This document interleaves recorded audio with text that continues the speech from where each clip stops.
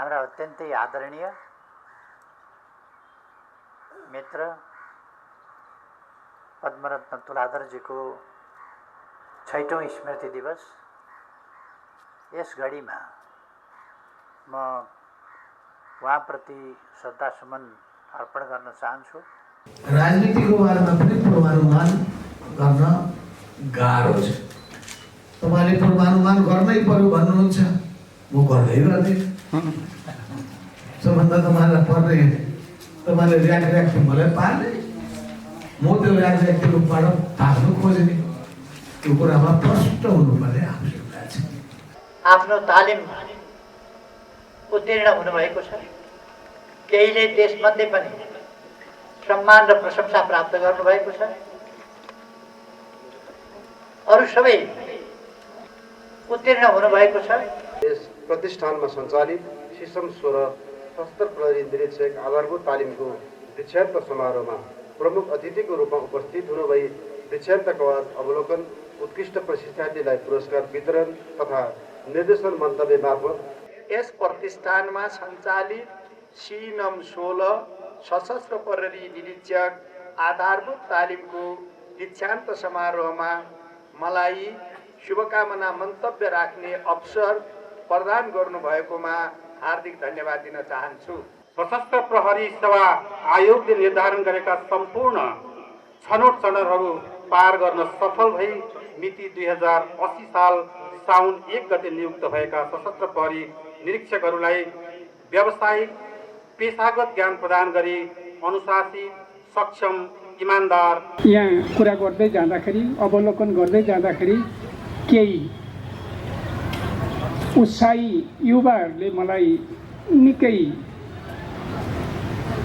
गहिरो प्रभाव पार्नु भएको छ। सरकारको प्रतिबद्धता अनुसार चाहिँ अझै त्यस्तो भएको मलाई लाग्दैन हो कि। त्यस कारणले यहाँ चाहिँ के भन्छ नि, बेल वेदर कोही छैन क्या। बेल वेदर भनेको घन्टी झुन्ड्याएर त्यो कामको नेतृत्व गर्ने, देखिएर नेतृत्व गर्ने चाहिँ मान्छेको अभाव छ भन्ने भयो। नारा लाउने धेरै छन् यहाँ। आजको यो सभाको जुन स्थान छ हाम्रो निम्ति धेरै पवित्र छ र यो स्थान बनाइदिनु भएकोमा म पूर्व मेयर श्री विद्यासुन्दर साकेज्यूलाई सधैँ धेरै धेरै धन्यवाद दिइरहन चाहन्छु। यो संयुक्त राष्ट्रसङ्घले आह्वान गरे बमोजिम नेपालले पनि हरेक वर्ष आज अक्टोबर 13लाई आजभन्दा पनि अक्टोबर 13लाई अन्तर्राष्ट्रिय विपद जोखिम न्यूनीकरण दिवसको रूपमा मनाउँदै आएको कुरा छ। आयुर्वेद विभाग लगायत आयुर्वेद र वैकल्पिक चिकित्साहरूले खेल्न सक्ने भूमिकासँग सम्बन्धित छ। अब त्यसमा चाहिँ स्वस्थ जीवनशैली भनेका छौँ। यो कार्यक्रमको पहिलो उसमा 28 वर्ष पहिलेदेखि अहिले निरन्तर काम गरिरहँदा मुलुक एक खालको अन्धकारको अवस्थामा नै थियो। त्यस अवस्थामा देखि अहिलेसम्म वैकल्पिक ऊर्जा केन्द्रको सहयोगमा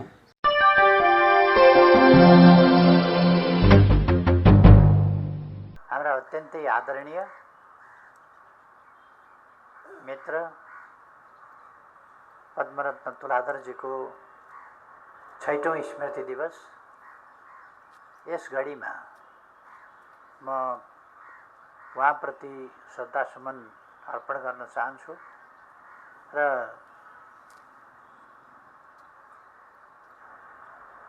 उहाँका उद्देश्यहरू, उहाँले राम्रा उद्देश्यहरू राख्नुभएको थियो र आफ्नो जीवन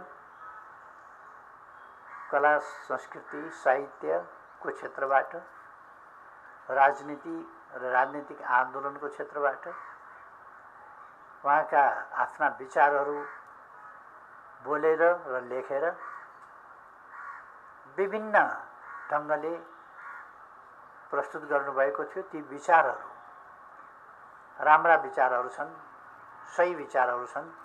तिनीहरूलाई हामी सबैले अगाडि बढाउनु पर्दछ। उहाँ बहुआयामिक व्यक्तित्वको धनी। उहाँ एउटा साहित्यकार, एउटा नाटककार, एउटा प्रहसन हास्य व्यङ्ग्यकार, एउटा जनप्रिय नेता, एउटा सांसद, जनप्रतिनिधि, एउटा मन्त्री। उहाँका विभिन्न आयाम छन् र मैले उहाँसँग सहकार्य गर्दा मैले त सहकारीका अनेक पाटाहरू कुन सम्झिने कुन नसम्झिने जस्तो हुन्छ। पद्मरत्न तुलाधर मेरो जेल साथी, पद्मरत्न तुलाधर मेरो आन्दोलनको साथी, पद्मरत्न तुलाधर मेरो संसदको साथी सांसदको हिसाबमा, पद्मरत्न तुलाधर मेरो मन्त्री हुँदा सहयात्री मन्त्री सहमन्त्री, हामी दुईजनै मन्त्री थियौँ अथवा दुईजना मन्त्री भएको स्थिति, सँगै मन्त्रीका हैसियतमा पनि हामीले काम गऱ्यौँ आन्दोलनका मोर्चाहरूमा, र हामीले जहाँ जहाँ काम गऱ्यौँ त्यहाँ देश र जनताका लागि गऱ्यौँ। र मेरा स्मरणहरू जेलदेखि लिएर मन्त्री हुँदासम्मका आन्दोलनका मोर्चादेखि लिएर विभिन्न प्रक्रियाहरूलाई, आन्दोलनलाई उठाउनेदेखि लिएर आन्दोलनलाई कसरी सफलतामा पुर्याउने र त्यसको बिट मार्ने जस्ता कुराहरू, यस्ता सबै कुराहरूमा उहाँको असाध्य ध्यान जान्थ्यो। पुस्तकमा एउटा अगाडि भूमिका स्वरूप एउटा कविता लेख्नुभएको थियो। अघिल्लो पङ्क्ति थियो, फान्थी क्वान लौ हेर म चढिरहेछु यो बलिवेदीमा, देख्दिनँ होला म यस धरतीलाई अबको केही क्षणभरमा।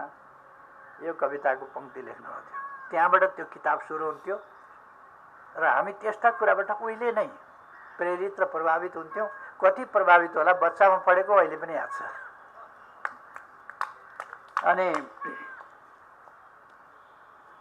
अघिल्लो म त्यहाँदेखि सम्झिन्छु र अहिले पछिल्लो दुर्गालालजी के हो भन्ने कुरा, फुलको आँखामा फुलै संसार, अनि छोइङ डोल्माले गाउनु भएको छ त्यो कवि दुर्गालालले लेख्नुभएको कविता, त्यो गीत अहिले पछिल्लो मैले उहाँको पढेको र झन्डै कण्ठै आउने गरेको। मलाई मात्र होइन धेरैलाई आउँछ होला। फुलको आँखामा फुलै संसार, काँडाको आँखामा काँडै संसार। यो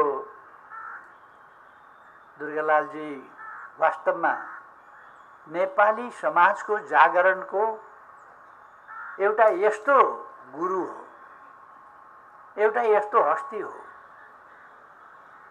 उहाँका कविताहरू बिहानै बजाएको शङ्खध्वनि जस्तो दिगदिगान्तसम्म जान्थे, फैलिएर जान्थे त्यो ध्वनि। उहाँले धेरैलाई प्रेरित गर्नुभयो, धेरैलाई जगाउनु हो। जगाउने माध्यमहरू हुँदा रहेछ। कसैले के माध्यमबाट जगाउँछ, कसैले के माध्यमबाट जगाउँछ।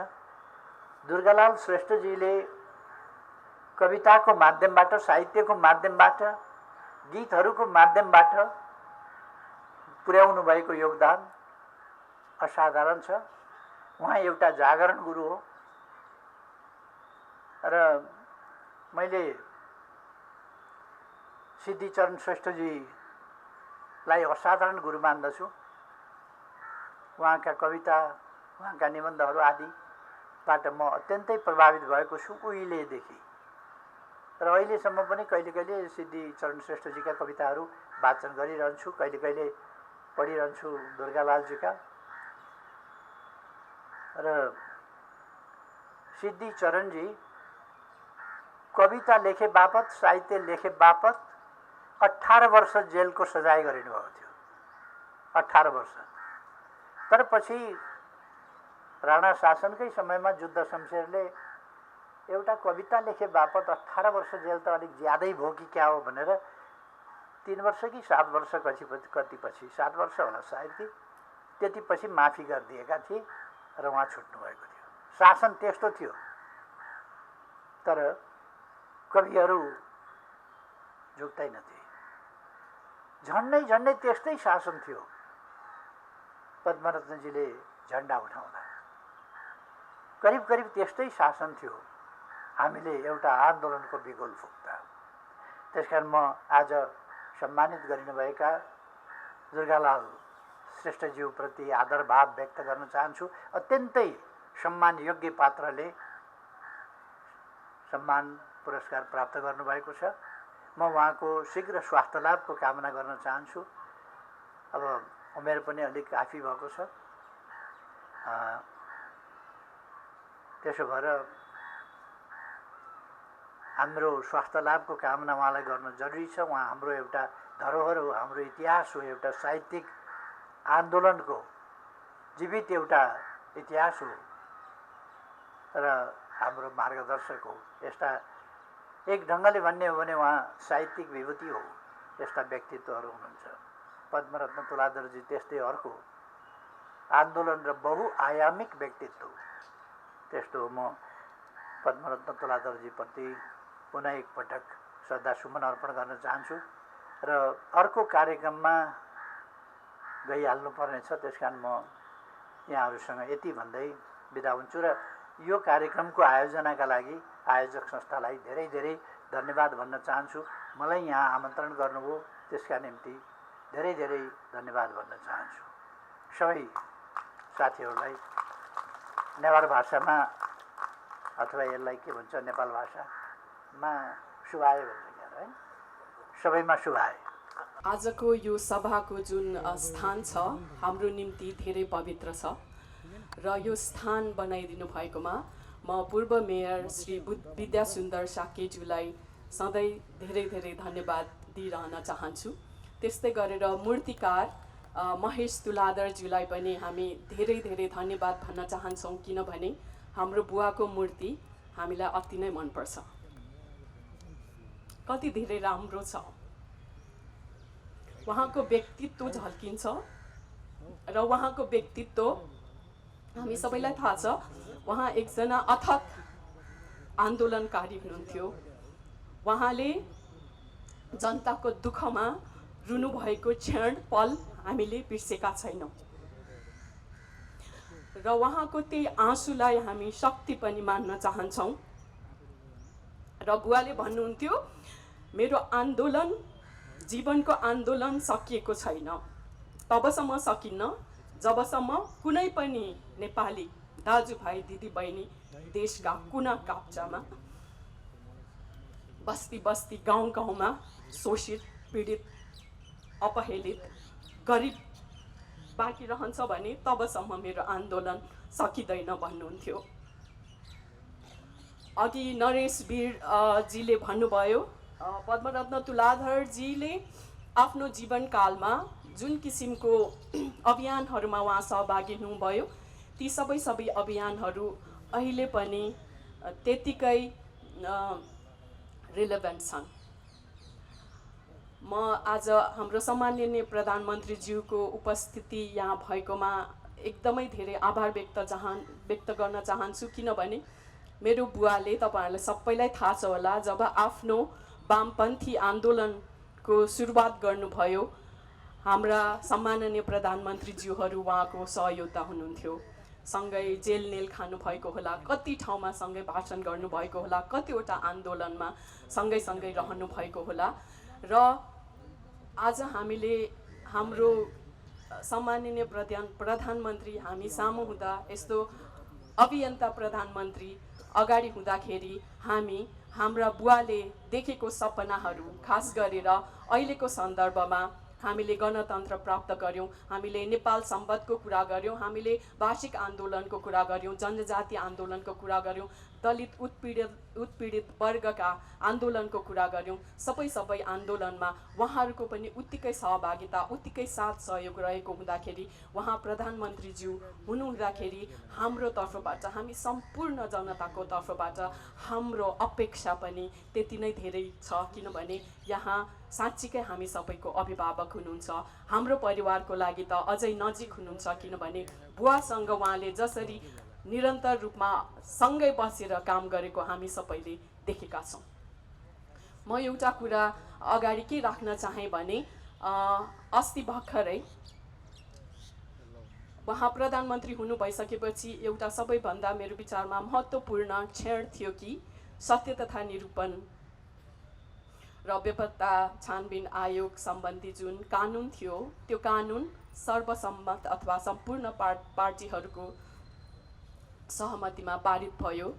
यो हाम्रो शान्ति प्रक्रियालाई निचोडमा पुर्याउने एउटा एकदमै बलियो आधार हो, त्यसको लागि हामी धन्यवाद पनि भन्न चाहन्छौँ।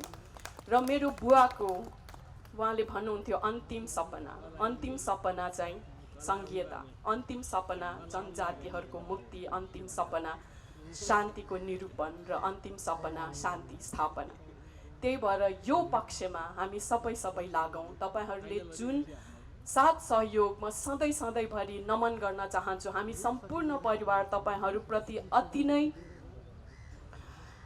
ग्रेटफुल छौँ कि जब मेरो बुवा आन्दोलनकारी हुनुहुन्थ्यो, जब मेरो बुवाले चुनाव लड्नुभयो, जब मेरो बुवाले पहिलो पटक राष्ट्रिय पञ्चायतभित्र प्रजातन्त्रको आवाज उठाउनु भयो, तपाईँहरू सबैजना उहाँको साथ हुनुहुन्थ्यो। त्यही भएर उहाँ जस्तो निडर, उहाँ जस्तो निष्ठावान, उहाँ जस्तो सरल व्यक्तित्वले यो देशमा जनताको मुक्तिको लागि यति धेरै प्रयत्न गर्न सक्नुभयो र यति धेरै उपलब्धिहरू पनि हासिल गर्न मद्दत गर्नुभयो। त्यो सबै साथ सहयोग तपाईँहरूको ऐक्यबद्धताको लागि हामी सधैँ आभारी रहनेछौँ। र आजको यस घडीमा जब हाम्रा सम्माननीय अभिभावक हाम्रो सामु हुनुहुन्छ, हामी परिवारको तर्फबाट र सबै अभियन्ताहरूको तर्फबाट पनि एउटा गुजारिस के गर्न चाहन्छौँ भने, मेरो बुवा हाम्रो लागि बुवा मात्र होइन, मलाई थाहा छ हाम्रो दुर्गालाल बा जो आज सम्मानित हुनुभयो, मेरो बुवाको पनि आदरणीय गुरु हुनुहुन्छ। मेरो बुवा वामपन्थी हुनुभएको उहाँको छत्र छायामा मेरो बुवाले जुन किसिमको परिकृष्ट किसिमको चाहिँ लिट्रेचर नेपाल भाषामा लेख्नुभयो, उहाँको निबन्ध बेजोडको, उहाँको ख्याल बेजोडको, उहाँको एकाङ्की नाटक बेजोडको सबैको प्रेरणा हाम्रो दुर्गालाल बा हुनुहुन्थ्यो। र उहाँले के भन्नुहुन्थ्यो भने, पद्मरत्न एकजना व्यक्ति मात्रै होइन, जनताको शक्ति हो भन्नुभएको थियो। उहाँले गीतै लेख्नु भएको थियो। त्यही भएर म एउटा कुरा सधैँभरि हामी आफूलाई पनि यो रिमाइन्ड गराइराखेका हुन्छौँ कि हामी बुवाको व्यक्ति पूजामा सीमित रहन चाहँदैनौँ। मेरो बुवा व्यक्ति पूजाको अत्यन्तै विरोधी हुनुहुन्थ्यो, तर हामीले जब यो शालिग स्थापना गऱ्यौँ अथवा पद्मरत्न राष्ट्रिय स्मृति प्रतिष्ठान खडा गऱ्यौँ अथवा पद्मरत्न लुमन्ती गुटीको स्थापना गऱ्यौँ, उहाँको त्यो शक्ति, उहाँको आन्दोलन, उहाँको विचारलाई अगाडि बढाइराख्नका लागि हो। किनभने मैले अघि भने जस्तै नेपाली जनताले अझै पनि आश गरिरहेका छन् कि सबैजना एक दिन यस्तो जुगमा, एक दिन यस्तो आउनेछ कि देशमा सम्पूर्ण जनता सशक्त हुनेछन्, सम्पूर्ण जनता दुःख शोषणबाट चाहिँ मुक्त हुनेछन्। त्यही भएर उहाँको विचारलाई अगाडि राख्नको लागि राज्यको तर्फबाट तपाईँ प्रधानमन्त्री हुनुभएको बेला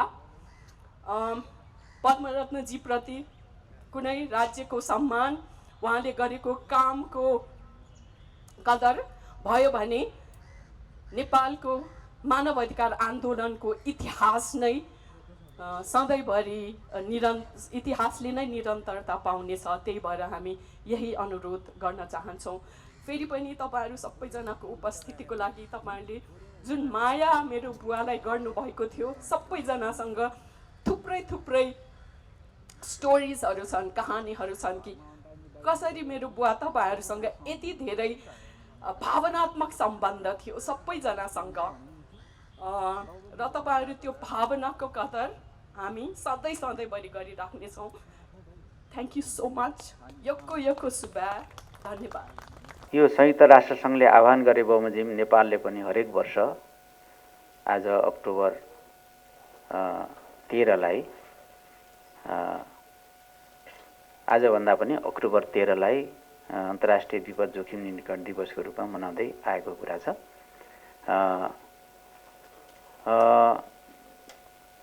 आज यो कार्यक्रममा उपस्थित हुन पाउँदा म असाध्यै खुसी भएको छु, किनभने मैले यो समाज खोजिराखेको थिएँ। यहाँहरू सबैलाई म सर्वप्रथम त हार्दिक अभिवादन व्यक्त गर्न चाहन्छु र सबैलाई म धन्यवाद पनि दिन चाहन्छु र यो खास गरी यो आयोजकलाई धन्यवाद दिन चाहन्छु।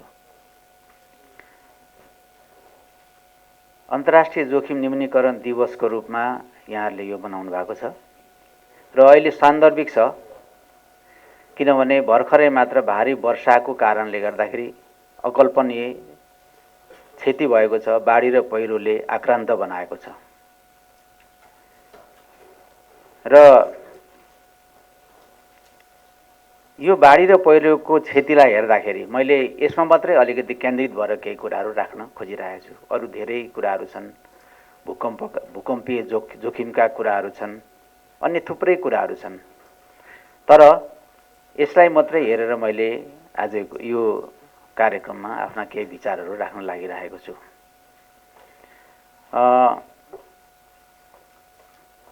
यसपटकको बाढी र पहिरोको क्षतिलाई हेर्दाखेरि हामीले केही विषयमा छलफल गर्नुपर्ने र निष्कर्ष निकाल्नुपर्ने भएको छ।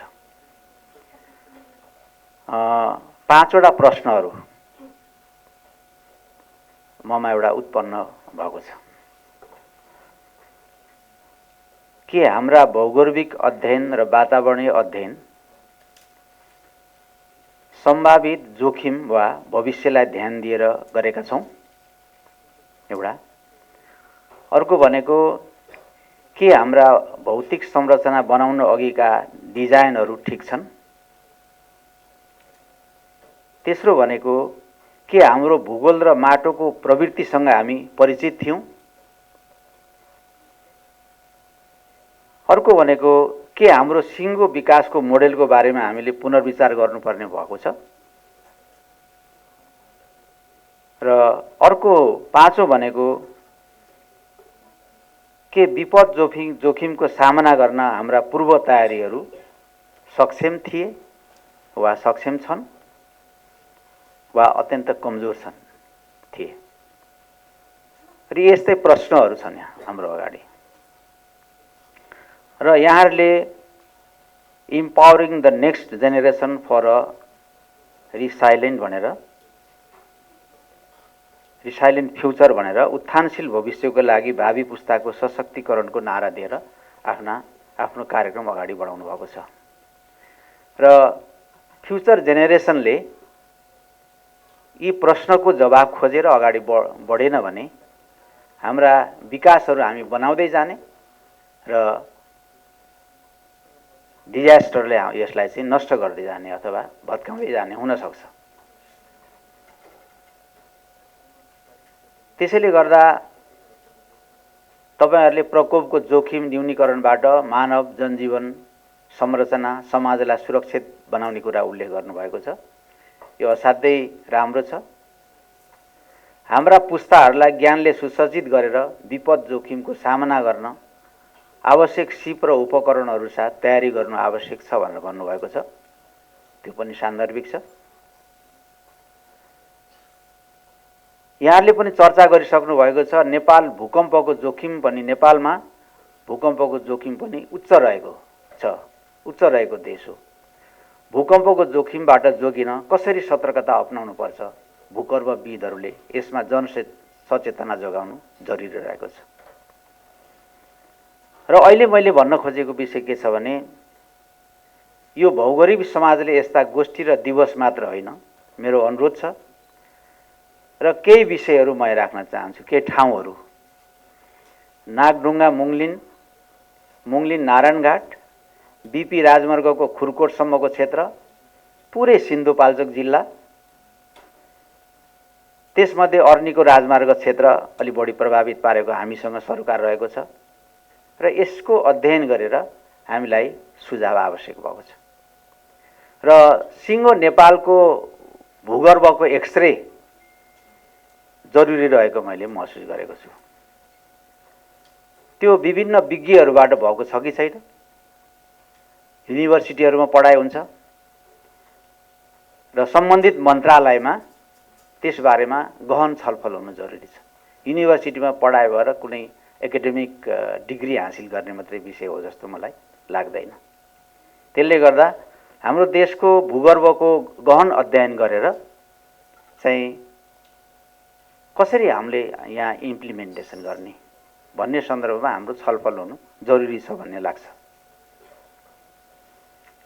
र यसपटकको क्षतिको कुराहरू गर्दाखेरि ठुलै क्षति भयो। हाम्रो सङ्घ अन्तर्गत पर्ने 80 वटा राजमार्गहरू मध्ये 39 वटा राजमार्गहरूको 811 स्थानमा पहिरो गई अवरोध भयो। तराई मधेस पूर्व पश्चिम सबैतिर जोड्ने, काठमाडौँसँग जोड्ने लाइफलाइनको रूपमा रहेको पृथ्वी राजमार्ग, त्यसको नागढुङ्गा मुङलिन नारायणघाट सडक अवरुद्ध भयो र हाम्रो मन्त्रालयको नेतृत्वमा यो चाहिँ 13 गते नै हामीले खोल्न सफल भयौँ। त्यसपछि क्रमशः कान्तिपथ अर्नीको राजमार्ग खोल्यौँ। अनवरतको प्रयत्नपछि बिपी राजमार्ग दशैँ अगाडि नै खोल्यौँ। खुरकोटको सुनकोशी नदीको पुल बगाएपछि 18 दिनमै बेली ब्रिज जडान गरी यातायात सुचारू गऱ्यौँ। दक्षिणकाली हुँदै हेटौडा जोड्ने, दक्षिणकाली छैमले सिस्नेरी कुलेखानी हुँदै जाने हेटौडा जोड्ने सडक, झारपात पलाएका लेउ पलाएका बाटाहरू पन्छाउँदै यातायात सुचारू गऱ्यौँ। हामीले के महसुस गऱ्यौँ भने हाम्रो पाटोको कुरा गर्ने हो भने हामीले विकल्पहरू वैकल्पिक बाटोहरूको पनि हामीले स्याहार सम्हार गर्नै पर्ने रहेछ भन्ने हामीले महसुस गऱ्यौँ।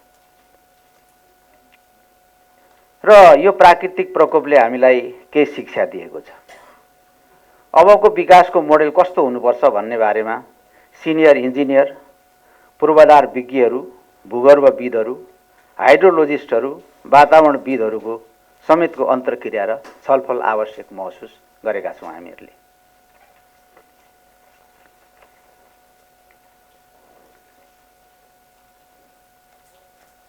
र हामी हातेमालो गरेर अगाडि बढ्न तयार छौँ। तपाईहरुले युवा सशक्तिकरणको कुरा उठाउनु भएको छ, यो असाध्यै राम्रो कुरा छ। हाम्रा युवाहरूले धैर्यता गुमाउँदै गए जस्तो लाग्छ। यसको कारण के त भन्दा बेरोजगारी, गरिबी नै हो। उनीहरूलाई राष्ट्र निर्माणमा चासो जगाउन सक्नुपर्छ। युवाहरूलाई अहिले रिजल्ट चाहिएको छ, अहिले रोजगारी चाहिएको छ। अहिले भएन भने भविष्यमा पनि केही हुन सक्छ भनेर विश्वास दिलाउन पनि सक्नुपर्छ र हामीले नसकिरहेको अवस्था जस्तो लाग्छ। त्यसैले अब रोजगारी सिर्जना गर्ने, उत्पादन बढाउने र उद्यमशीलता बढाउने कार्यमा लाग्नु आवश्यकता छ भन्ने लाग्छ मलाई। अहिलेको सरकार यसै काममा लागेको यहाँहरूलाई म जानकारी गराउन चाहन्छु। अर्को कुरा, भौतिक पूर्वाधार मन्त्रीको हैसियतबाट भन्नुपर्दा हाम्रा प्राथमिकताहरू पनि हामीले निर्धारण गर्न सक्नुपर्छ। हामीले प्राथमिकता निर्धारण गर्दाखेरि यसरी प्राथमिकता निर्धारण गर्नुपर्छ भनेर सोचेका छौँ। बढी आवागमन हुने क्षेत्र, मुलुकको राजस्वमा प्रभाव पार्ने क्षेत्र, यसमा पहाडी र हिमाली सडकहरू, तातोपानी, केरुङ जस्ता ठाउँहरू, आन्तरिक उत्पादनलाई बजारसँग जोड्ने क्षेत्र, जस्तै मुस्ताङको आलु देशका अरू भागमा पुर्याउनु पर्छ र मुस्ताङको स्याउ हामीले देशका अरू भागमा पुर्याउनु पर्छ। र सामान्य चलिरहेका बाटाहरूलाई भन्दा ती बाटाहरूलाई प्राथमिकता दिनु जरुरी छ भन्ने ठानेका छौँ। चौथो कुरा, यात्राको दूरी घटाउने आयोजनाहरू, जस्तै फास्ट ट्र्याक द्रुत मार्गको कुरा छ। खुरकोट चियाबारीको सुरुङ मार्ग हामी अध्ययन गर्न गइरहेका छौँ। राष्ट्रिय गौरव र प्राथमिकता प्राप्त आयोजनाहरू, जुनसुकै आयोजनाहरूलाई राष्ट्रिय गौरवका आयोजनाहरू भन्ने र ती पुरा नहुने स्थिति हुनु हुँदैन भन्ने हाम्रो सोचाइरहेको छ। र तराई र पहाडी जिल्ला बीचको सम्पर्क जोड्ने मुख्य सडक तथा पुलहरू, र अब हामीले अबका सडकहरू सबै टोल ट्याक्स पनि उठाउनुपर्छ भन्ने लाइनतर्फ हामी गइरहेका छौँ। र त्यसले राजस्वमा कता वृद्धि गरेर चाहिँ देश धनी बनाउने वा राजस्व वृद्धि गर्ने मात्रै होइन, ती सडकहरू हर हमेसा चाहिँ चुस्त दुरुस्त हुनुपर्छ भन्ने हिसाबले यो अवधारणा हामी ल्याइरहेका छौँ। त्यसैले गर्दा मैले केही यहाँ विषयहरू जुन राखेको छु, यी विषयहरू राखिरहँदाखेरि आजको यो कार्यक्रममा प्रस्तुत गर्ने जुन विषयहरू छन्, ती विषयहरूले यी सबै कुराहरूलाई पनि सम्बोधन गरेर हामीलाई फिडब्याक दिनेछ भन्ने मैले विश्वास लिएको छु। र यो नारा जुन empowering the next generation for a resilient future भन्ने नाराका साथ नेपाल भौगोलिक समाज र राष्ट्रिय विपद जोखिम न्यूनीकरण तथा व्यवस्थापन प्राधिकरणले गरेको कार्यक्रम तथा यस कार्यक्रमको टेक्निकल सेसनमा प्रस्तुत हुने प्राविधिक कार्यपत्रहरू अनि प्यानल डिस्कसनमा विज्ञहरू बीचको अन्तर्क्रियाले विपद जोखिम न्यूनीकरणको ठोस मार्गनिर्देशन गर्ने विश्वास मैले लिएको छु। मैले आजको लागि यति नै भने। यहाँहरू सबैलाई धन्यवाद छ र यी मैले उठाएका विषयहरूमा यो भौगोलिक समाजले ध्यान दिनेछ र केही निष्कर्षहरू हामीलाई पनि फिडब्याक दिनेछ। हस् त, धन्यवाद। आयुर्वेद विभाग लगायत आयुर्वेद र वैकल्पिक चिकित्साहरूले खेल्न सक्ने भूमिकासँग सम्बन्धित छ। अब त्यसमा चाहिँ स्वस्थ जीवनशैली भनेका छौँ यो कार्यक्रमको पहिलो उसमा। स्वस्थ जीवनशैलीको एउटा जो कस्तो भन्दा जीवनशैली भनेको कसैले सिकेर हुने कुरा होइन, यो कला संस्कृति सभ्यतासँग पनि जोडिन्छ।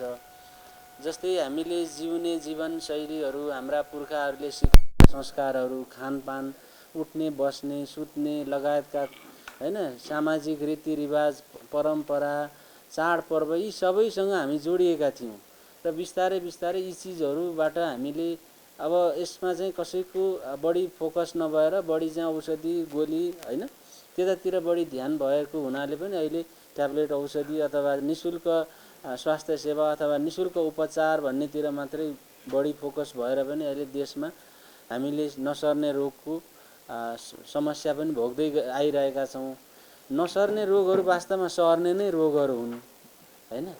यी चाहिँ इन्फेक्सियस डिजिज भने संक्रामक चाहिँ होइनन्। वास्तवमा डायबिटिजहरू पनि एक प्रकारको जेनेटिक भनिरहेछौँ, हाइपरटेन्सनलाई पनि जेनेटिक भनिरहेछौँ, एक पुस्ताबाट अर्को पुस्तामा पुगेकै छन् हैन। अब त्यस कारणले गर्दा पनि आयुर्वेद विभागले अब गर्न सक्ने हामीले ठाउँ, म यो लामो समयसम्म अस्पतालमा बढी काम गरेको हुनाले विभागीय नीति निर्देशन निर्माणहरू यस्तोमा अलिक कम जानकारी भएकोले पनि हुनसक्छ। तर मैले आज हजुरहरूसँग 2-3वटा कुरा चाहिँ स्पष्ट रूपमा के गर्न चाहन्छु भने यो विभागले हामीले 2-3वटा कुरामा फोकस गर्ने प्लानमा छौँ। एउटा चाहिँ हामीले यो जुन यो घुमिफिरी रुम्जाटार भने जस्तो देशमा रोगहरू 73% अहिले चाहिँ तथ्याङ्कहरूमा चाहिँ मृगौला फेल रेनर फेलर चाहिँ 73% चाहिँ यी रोगहरूले भइरहेको छ। तर हामीले कस्तो बनाइरहेका छौँ भने फेरि मृगौला पीडितहरूलाई डायलाइसिस फ्री होला अथवा यस्तो पनि बनाइरहेका छौँ। तर हजुरहरूको चाहिँ मुख्य काम यसमा के हुनसक्छ भने अब नसर्ने रोगहरूको मुख्य कारण अहिले अस्ति पनि हामीले एउटा न्युज देख्यौँ, हामीले खाएको नुनमा यति प्लास्टिकका कणहरू भेटिए हैन। अब नुन जुन त मान्छेले सधैँ खानुपर्ने कुरा भयो, बिहान बेलुका खानेछौँ, तर नुन कसरी बनेको छ? नुन मात्रै होइन, यो हरेक चिजमा अब आउँछ हैन। हामीले चाहिँ अब खानेकुराहरूमा अरू मिसावट के छ? दालमा दालको कलर के हो बाहिरको, मिठाई खाइरहेछौँ, मिठाईमा लगाउने त्यो के भन्छ कलरको र प्रिजर्भेटिभ के हुन्? यी चिजहरूले मृगौला फेल बनाएको हो कि हैन? यी चिजहरू जस्तै फलफुल खाइरहेछौँ, हामीले आयुर्वेदले के भन्छौँ भने स्याउ खानुहोस्, केरा खानु भनेर बिरामीलाई सिकाइरहेछौँ, त्यही केरा उसले बिरामीले खाइरह होला, त्यो सबै पेस्टिसाइडयुक्त छन्। भनेपछि यो आयुर्वेदसँग अथवा चाहिँ यो भन्दा पनि हाम्रो चाहिँ जुन स्वास्थ्यभन्दा बाहिरको कुराहरूले अहिले जनस्वास्थ्यलाई सबभन्दा ठुलो असर पारेको छ। यसमा चाहिँ अब सरकारको अथवा हामी सबैको पनि दायित्व के छ भने यो जुन नसर्ने रोगहरू हुन् यो कसैले सरकारले लगानी गर्दैमा घट्ने पनि होइन, यो व्यक्तिगत चेतना हैन। योग ध्यान प्राणायाम यी चिजहरूलाई चाहिँ कसैले प्याकेज बनाएर गरिराख्नु पर्ने भन्दा पनि यो चाहिँ अब स्वतस्फूर्त रूपमा जसरी विकसित देशको मानिसहरूलाई यो भन्नै नपर्ला। तर हामीले सरकारले के बनाउनुपर्छ त कार्यक्रम बनाउनुपर्छ। त्यो कार्यक्रम इम्प्लिमेन्ट गर्नलाई मान्छे चाहिन्छ, बस्ने ठाउँ चाहिएला, भवन चाहिएला, उसलाई चाहिने इन्फ्रास्ट्रक्चर चाहिएला। यी सबैले त अर्को नसर्ने रोग झन् थपिएला, किनभने त्यो पैसाको डिस्ट्रिब्युसनले। त्यस कारणले गर्दा पनि यो चेतना अब हरेकको कलमबाट हरेकको परिवारमा पुग्नुपर्ने जरुरी देखिन्छ। यो हाम्रो पुस्ताले यो कन्ट्रोल गर्न नसक्यो भने हाम्रा बच्चा पुस्तामा यदि यी चिजहरू गराउन सकिएन भने यी चिजहरूलाई जस्तै घरमा हामीले प्लास्टिकका चिजहरूमा खाना खाइरहेका छौँ हैन। यो हामीले प्लास्टिकका बोतल यहाँ सबै हेऱ्यो भने हामीले मन्त्रालयमा मिटिङ गरिरहेका हुन्छौँ, नसर्ने रोग भनिरहेका हुन्छौँ। प्लास्टिकको प्रयोग यस्तो ऱ्याम्पेन्ट छ कि त्यही सबै चिज त्यही छ। यसको चाहिँ नियमन गर्ने निकायहरू के होलान्?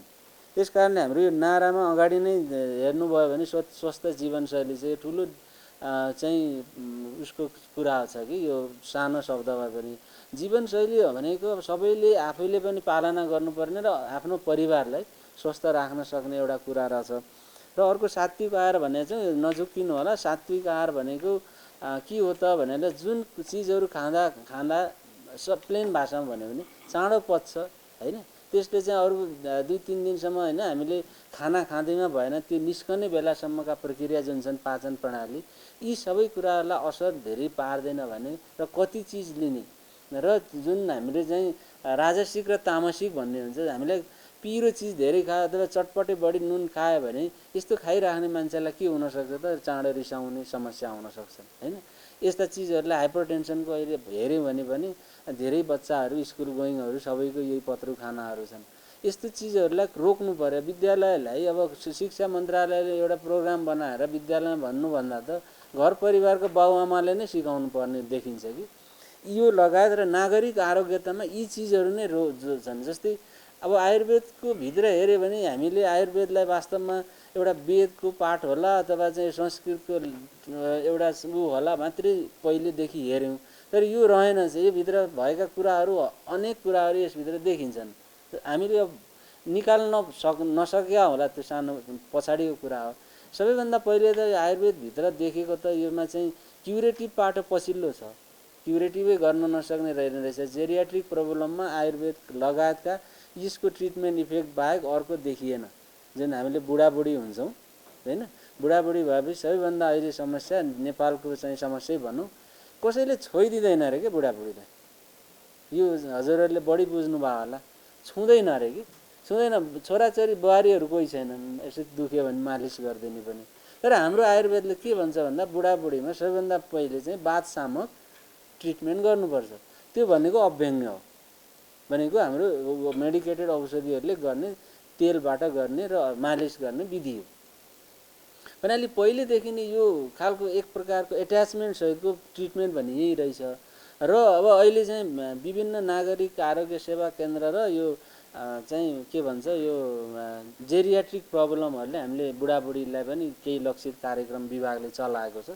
त्यसमा चाहिँ सबैभन्दा बढी बुढाबुढीसँग यसो इन्डाइरेक्टली कुरा सोध्दा लागेको होइन, यो डक्टरहरूले अथवा स्वास्थ्य सेवामा लागेको मान्छेले त झन् यस्तो पनि हुँदो रहेछ होइन। त्यो भन्नाले एट्याचमेन्ट सहितको उपचार पनि यसमा रहेछ भन्न खोजेको मात्रै।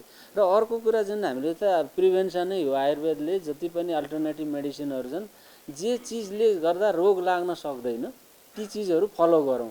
अब यो कस्तो रहेछ भने अहिले समाज अब सबै हामी भनौँ न यतातिर हाम्रो ध्यान छैन। हामीले कस्तो छ भने मलाई रोग लाग्यो भने राज्यबाट निःशुल्क उपचार हुन्छ क्या के पिर भयो र भन्नेमा पनि पुगिरहेछौँ कि होइन, हामीसँग बिमाले कभर गरिहाल्छ कि भन्ने पनि छ।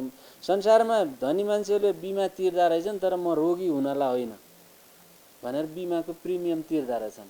तर हाम्रोमा के जस्तो देखियो भने बिमा सकेसम्म थोरै तिर्ने तर 1 लाखसम्मको पाइन्छ क्या अरे फ्री भन्ने खालको त्यो कन्सेप्ट पनि अलिकति रोग बढाउनलाई लागेका कन्सेप्टहरू हुन् जस्तो लाग्यो। ती कुराहरूलाई आयुर्वेद विभागले आयुर्वेद तथा वैकल्पिक चिकित्सा विभाग छ, हामीले अरू प्राकृतिक चिकित्सा योग र अकुपङ्क्चर आम्चीलाई पनि यो आर्थिक वर्षमा उहाँहरूबाट पनि हाम्रो चाहिँ नीति निर्माणमा उहाँलाई पनि संलग्न गर्ने गरी कार्यक्रमहरू अगाडि बढाएका छौँ। आयुर्वेदले सबैलाई चाहिँ बोलेर अर्काको पनि पाटोलाई बोलेर मात्रै भन्दा पनि उहाँहरूको सहभागिता पनि हुने गरी काम गरेका छौँ, गर्ने प्लानमा छौँ। र अब बाँकी रह्यो यो आरोग्यता र धन्वन्तरी जयन्ती के कारणले हामीले मनाउन सुरु गऱ्यौँ यसबारेमा हाम्रो अडानको यो चाहिँ राष्ट्रिय आयुर्वेद चिकित्सक सङ्घ एउटा सङ्घ छ, त्यो सङ्घको एउटा देन पनि हो। यसमा डाक्टर साहबले पनि थप भन्नुहुनेछ। र मलाई लागेको धन्वन्तरी सबैलाई हजुरहरूलाई पनि थाहा छ, धन्वन्तरी हामीले चाहिँ चिकित्साको आयुर्वेद चिकित्सा त्यसमा पनि शल्यतन्त्रको प्रवर्तक भन्छौँ। उहाँले चाहिँ त्यसलाई चाहिँ त्यो खालको चाहिँ शिष्य परम्परामा जुन पहिले पढाइ हुन्थ्यो उहाँले चाहिँ बढी त्यो चाहिँ सर्जरी लगायतका जुन उपचारमा चाहिँ औषधिभन्दा सर्जिकल पाटोलाई बढी ध्यान दिएर गर्नुभएको र धन्वन्तरी सम्प्रदायको उहाँ चाहिँ जसले चाहिँ उहाँका धेरै चेलाहरू जुन सर्जन हुनुभयो, फादर अफ सर्जरी भनेर जसले हामी सुश्रुतलाई अहिले आधुनिक चिकित्सकहरूले पनि मान्नुहुन्छ। भनेपछि शल्यतन्त्र त्यति पहिले चाहिँ वेल डिफाइन्ड रहेछ, एकदम प्र्याक्टिसमा रहेछ र अहिलेसम्म हामीले उहाँलाई सम्झेका छौँ। त्यस कारणले उहाँको हातमा हेऱ्यौँ भने कहीँ चाहिँ हामीले जलौका भएको फोटो देख्छौँ, कहीँ चाहिँ औषधिको मात्रै देख्छौँ। खासमा चाहिँ धन्वन्तरी चाहिँ शल्यतन्त्रको प्रवर्तक हो र सर्जरी विभागलाई चाहिँ अहिलेको अवस्थामा आयुर्वेद जस्तो सर्जरी भए तापनि त्यति बेला चाहिँ अझै योभन्दा पनि अझै उत्तम खालको सर्जरी थियो भन्ने हामीले पाइन्छ। पछि आधुनिक सर्जरी झन् डेभलप हुँदै आयो, आयुर्वेदको सर्जरीको पाटो चाहिँ बिस्तारै लुक्दै आयो। यो धन्वन्तरी जयन्ती र त्यसैमा आरोग्य दिवस मनाउने प्रचलन नेपालले राष्ट्रिय स्तरमा सुरु गरेका छौँ। यसको मुख्य उद्देश्य भनेको हाम्रो हजुरहरूसँग भेटघाट, चाडपर्वमा कस्तो चिज नखाने। हाम्रो चाडपर्व अघि सरले पनि ल्याउनु भयो, हाम्रो चाडपर्व सँगसँगै के छ भने त्यहाँ मरमसलाको कुरा आइहाल्छ। हामी चिल्लो सिल्लो पनि खान प्रयास गर्छौँ, सँगसँगै त्यसलाई डाइजेस्ट गराउने चिजहरू मरमसला पनि औषधीय युक्त त्यो खालको जस्तै अघि अलैँचीका कुराहरू, तेजपात, दालचिनी हामीले सधैँ प्रयोग गर्ने कुराहरूलाई पनि जोड्छौँ। र यो अहिले चाहिँ चाडपर्वहरू भड्किला हुँदैछन्, बढीभन्दा बढी ट्रान्स फ्याट हामीले खाइरहेका छौँ। यी चिजहरूले आफूलाई, आफ्नो परिवार सन्ततिलाई धेरै असर पुर्याएको छ र यो म्यासेज पनि जाओस् भन्ने एउटा आयुर्वेद विभागको चाहना हो। तेलहरू अब सकेसम्म पहिलेका मानिसहरू किन निरोगी थिए, अहिले हामी किन निरोगी छौँ, यसमा त एनालाइटिकल एस्पेक्ट आउनुपर्छ जस्तो जरुरी छ। पहिलेका मान्छेहरूलाई यो हिँड डुल उठ बस योग गर ध्यान गर बिहान उठेर जप गर भगवान्लाई अर्घ चढाऊ भन्नु पर्दैन थियो, उहाँहरूलाई त्यो अटोमेटेड आउँथ्यो। बारीमा तेल लगाउने, तोरी लगाउने बेला तोरी लगाएको हुन्थ्यो होइन, फर्सी लगाउने फर्सीहरू हुन्थ्यो, सबै सानोतिनो सब्जीहरू हाम्रो घरबारीमा हुन्थ्यो। अहिले सबै चिजहरू यहाँसम्म कि त्यो बर्थडेमा चाहिँ हुँदै नभएको संस्कार माथि टाउकोमा लगाउने एउटा कपडा कागज बेरेको पनि मेड इन फलानो कन्ट्री भनेर आउन थाल्यो होइन। एउटा लगाउने जुन हाम्रो कल्चर त थिएन, त्यो लगाउनलाई एउटा कागज बेरेको पनि मेड इन फलानो कन्ट्री भनेपछि यो सबै कुराहरू, यो चिज जबसम्म टर्न हुँदैन तबसम्म देशको स्वास्थ्य स्थितिले यो नसर्ने रोगहरूको चाहिँ जुन भयावह सरहरूले धेरै कलम चलाउनु भएको छ यसमा, हामी त यसमा सानो बोली होला होइन। त्यस कारणले यो कुरालाई यो टर्न कसरी गराउने, यु टर्न गराउने हो। अब सबैले भनिन्छ के भनिन्छ, देशमा जडीबुटी छ। अहिले हामीले वैद्यखानाले 15 टन 16 टन अमला मागेका छौँ। मलाई लाग्छ भोलि त्यसको चाहिँ हाम्रो फाइनल बिडिङको डेट छ। मलाई लाग्छ एकजना पनि एप्लाई हुन्न। नकारात्मक त नबनौँ, तर यस्तो समस्या छ। हामीले देशको रिसोर्स युज गर्न पनि गाह्रो छ। जनताहरू सबै बाहिर जाने होइन, देशभित्र रहेको अमला अथवा सामान्य जडीबुटीहरूलाई चाहिँ सप्लाई गर्ने जुन कच्चा पदार्थ रिसोर्सहरूको मोबिलाइजेसन र त्यसको सङ्कलन प्रशोधनले अर्बौँ कमाउन सकिने ठाउँमा हामीले यति बाध्यताहरू हुँदा रहेछन् भनेपछि यो नीतिगत कुराहरू होला। त्यस कारणले यो हामीले यो सबै कुरालाई जोड्नुभन्दा पनि छोटकरीमा आजको उद्देश्य चाहिँ डाक्टर साहबले पनि प्रश्न पार्नु भएको छ। विशुद्ध रूपमा चाडपर्वको शुभकामना आदान प्रदान सँगसँगै यसले चाहिँ चाडपर्वमा लगायतका चाहिँ मान्छेलाई निरोगी बनाउन आयुर्वेदभित्र भएका केही कुराहरू थप चाहियो भने हामी इन्फर्मेसन पनि दिउँला। र यी चिजहरू जब खानपान र हाम्रो बाबुआमाले के गरे, हजुरबाउले के गरेर स्वस्थ रहे, हामीले के छोड्यो र हामी रोगी हुँदै गयौँ भन्ने कुरा चाहिँ अब हरेक परिवार र हरेक नागरिकमा चाहिँ यो आउनुपर्ने जरुरी देखिन्छ। सँगसँगै यो जुन यो आजको यही हलमा जति हामी उपस्थित छौँ, भोलि पनि हामीले अघि पनि भनिसक्नुभयो वैद्यखानामा पनि केही अब यो नयाँ सिराबाट जाउँ, मन्त्रालयले अथवा राष्ट्रिय स्तरमा त्यस अलि प्रभावमा परे जस्तो र अलिकति त्यसलाई पनि अगाडि बढाउनु पर्ने रहेछ भन्ने त्यो खालको एउटा चाहिँ राज्यलाई पनि त्यो लागिसकेको जस्तो अनुभूति भएको हुनाले केही कार्यक्रम 8-9 वर्षको अन्तराल भइसकेछ। वैद्यखानाले न कुनै ग्यादरिङ, न कुनै उत्पादन, न कुनै त्यसको बिजनेस भएर बसेको अवस्थामा कमसेकम यो सुरुवात गरौँ। केही न केही त यसमा सञ्चार जागृत होइन, रक्त सञ्चार भन्छ नि, आन्तरिक सञ्चार, त्यहाँको कर्मचारीलाई इभन त्यहाँको ठाउँलाई त्यो पनि गर्नुपर्छ भन्ने हिसाबमा सबैलाई चाहिँ त्यहाँ पनि भोलिलाई निमन्त्रणासहित 9 बजे त्यो ठुलो प्रोग्राम छैन, मन्त्रीज्यूको अब र विशेष गरी काठमाडौँ महानगरको मेयरज्यूले पनि त्यसमा आउने कुरा छ। र सँगसँगै यो स्थानीय तह सङ्घीय सरकारले खरिद गर्ने औषधिहरू लगायतमा देशमा प्रयोग हुने जडीबुटी भनौँ न, त्यसलाई चाहिँ कसरी चाहिँ सोझो अथवा पहिले जस्तो अलि सहज तरिकाले लिन सकिन्छ, यो कुरा पनि हामीले अब माथिल्लो निकायले निर्णय नगर्ने भने एउटा हाम्रो कोही कहाँको होला कोही कहाँको होला म अर्घाखाँचीको मान्छे हो अथवा कहीँको मान्छे हुँला पाखा पखेरामा अमला अहिले पाक्न थाले त्यसलाई ल्याउनलाई 10 ठाउँमा ट्याक्स तिर्नुपर्छ बाँदरले जुन अब खाना छोडिसक्यो त्यो अमला त्यसलाई कसैले टिपेर ल बेच्छु न 2 पैसा कमाउँछु भन्न थाल्यो भने पनि त्यो खालका हडल छन् यी चिजहरू चेन्ज भएन भने वैद्यखाना हैन अबका जुन वैद्यखाना बने पनि सरकारले चलाउन सक्दैन जडीबुटी त्यस्तै भइसक्यो हैन आफै खेती गर्न त्यो सम्भावना नहोला अथवा पकेट एरियामा त्यो खालको पनि एउटा मेसेज छ हाम्रो भोलि धेरै लामो भयो क्या छोटकरीमा भन्दा यिनै कुरा हुन् स्वस्थ बन्ने प्रयास गरौँ सबैले यो कसैले अरूले भनेर कहीँबाट भन्दा पनि यी चिजहरू ज्ञान गरे भने अब म पनि अलिअलि प्रयासरत छु हैन सानातिना योगहरू गर्ने बिहान यसो चाहिँ ध्यान यो दृष्टिलाई पनि आँखालाई पनि अलि एकछिन बन्द गरेर अडिन सक्नु त्यो पनि इनर्जी कन्जर्भेसन रहेछ यही पनि एक मिनट हजुरहरूले आँखा चिम्म गरेर कुनै एउटा चिजमा फोकस गराउन सकिँदो रहेन रहेछ यी चिजहरू आफूबाट प्लान गर्नु पर्यो आफैले प्रयास गर्नु पर्यो भन्ने मेन उद्देश्य हो तिहार पछाडि लगत्तै सूचना आउँछ हामीले केही न केही गरेर उहाँलाई यो आर्थिक वर्षमा राख्छौँ अर्को सालदेखि यसमा चाहिँ यो तलब शीर्षकमै राखेर लोकसेवाबाट नआउँदासम्म करारमा भयो भने यो आउँछ उहाँहरूले बोल्नुहुन्छ उहाँहरूले नै योजना बनाउनुहुन्छ जस्तै आज होमियोप्याथीका केही कुरा थियो नि हामी चुप्प लाएर बस्थ्यौँ उहाँले पेस गर्नुहुन्थ्यो होमियोप्याथी डाक्टर साहबले यो कुरा हामी गर्ने हो गर्नको लागि पूर्ण रूपमा तयार पनि छौँ एक प्रकारको हाम्रो माइन्ड मेकअप भएको छ यो चाहिँ यस्तो हुँदैन विभाग तपाईँ भन्नुभयो नि डिस्क्रिमिनेसन कहिलेसम्म गर्ने अर्काको कुरा मैले नजानेको कुरा कति बोल्ने त्यस्तो हो सर यसमा चाहिँ हुन्छ हेर्नुहोस् आइडेन्टिटी नै छैन वेबसाइटमा हामी यो कुरा राखौँ भनेर यहाँ भन्न लागेकै 2-3 महिना बितिसकेको छ राम सरलाई कथाहरू चाहिँ सुनाउने 1-2वटा यसो कथा कुनै बेला मिल्यो भने छन् यो सर्जरीको सर्जनहरूलाई अझै सोध्नु होला उहाँहरूले धेरै पढ्नु भएको छ सुश्रुतको बारेमा योभन्दा एन्सियन्ट सर्जरी के थियो हैन इस्टर्न उसमा चाहिँ हाम्रो जस्तो भारतीय मुलुकहरूमा विशेष गरी भारतवर्षका देशहरूमा पहिले चाहिँ यस्ता धेरै सर्जरी भने किम्वदन्तीमा त हामीले पनि सुन्न पाउँछौँ हैन अहिले कल्पना म्यामको कुरा पनि एकदम राम्रो हो हेर्नुहोस् यो वास्तवमा इनिसिएसन विभागको खुला व्यायामशाला एकदम राम्रो हो तर हाम्रो जस्तै जुन सामाजिक लेभल छ नि त्यो फलामको डन्डी बेच्ने मान्छेले उक्काएर हिँडिरहन् भने लेभल पनि हेर्नु पर्यो हैन सामाजिक सम्पत्तिले हामीले कति चाहिँ हाम्रो आँखा लाग्दैन जनतामा पनि त्यो कति बेला आउने हो त्यो अझै त्यो लेभल पुगेको छैन कि हैन त्यो पनि एउटा पाटो होला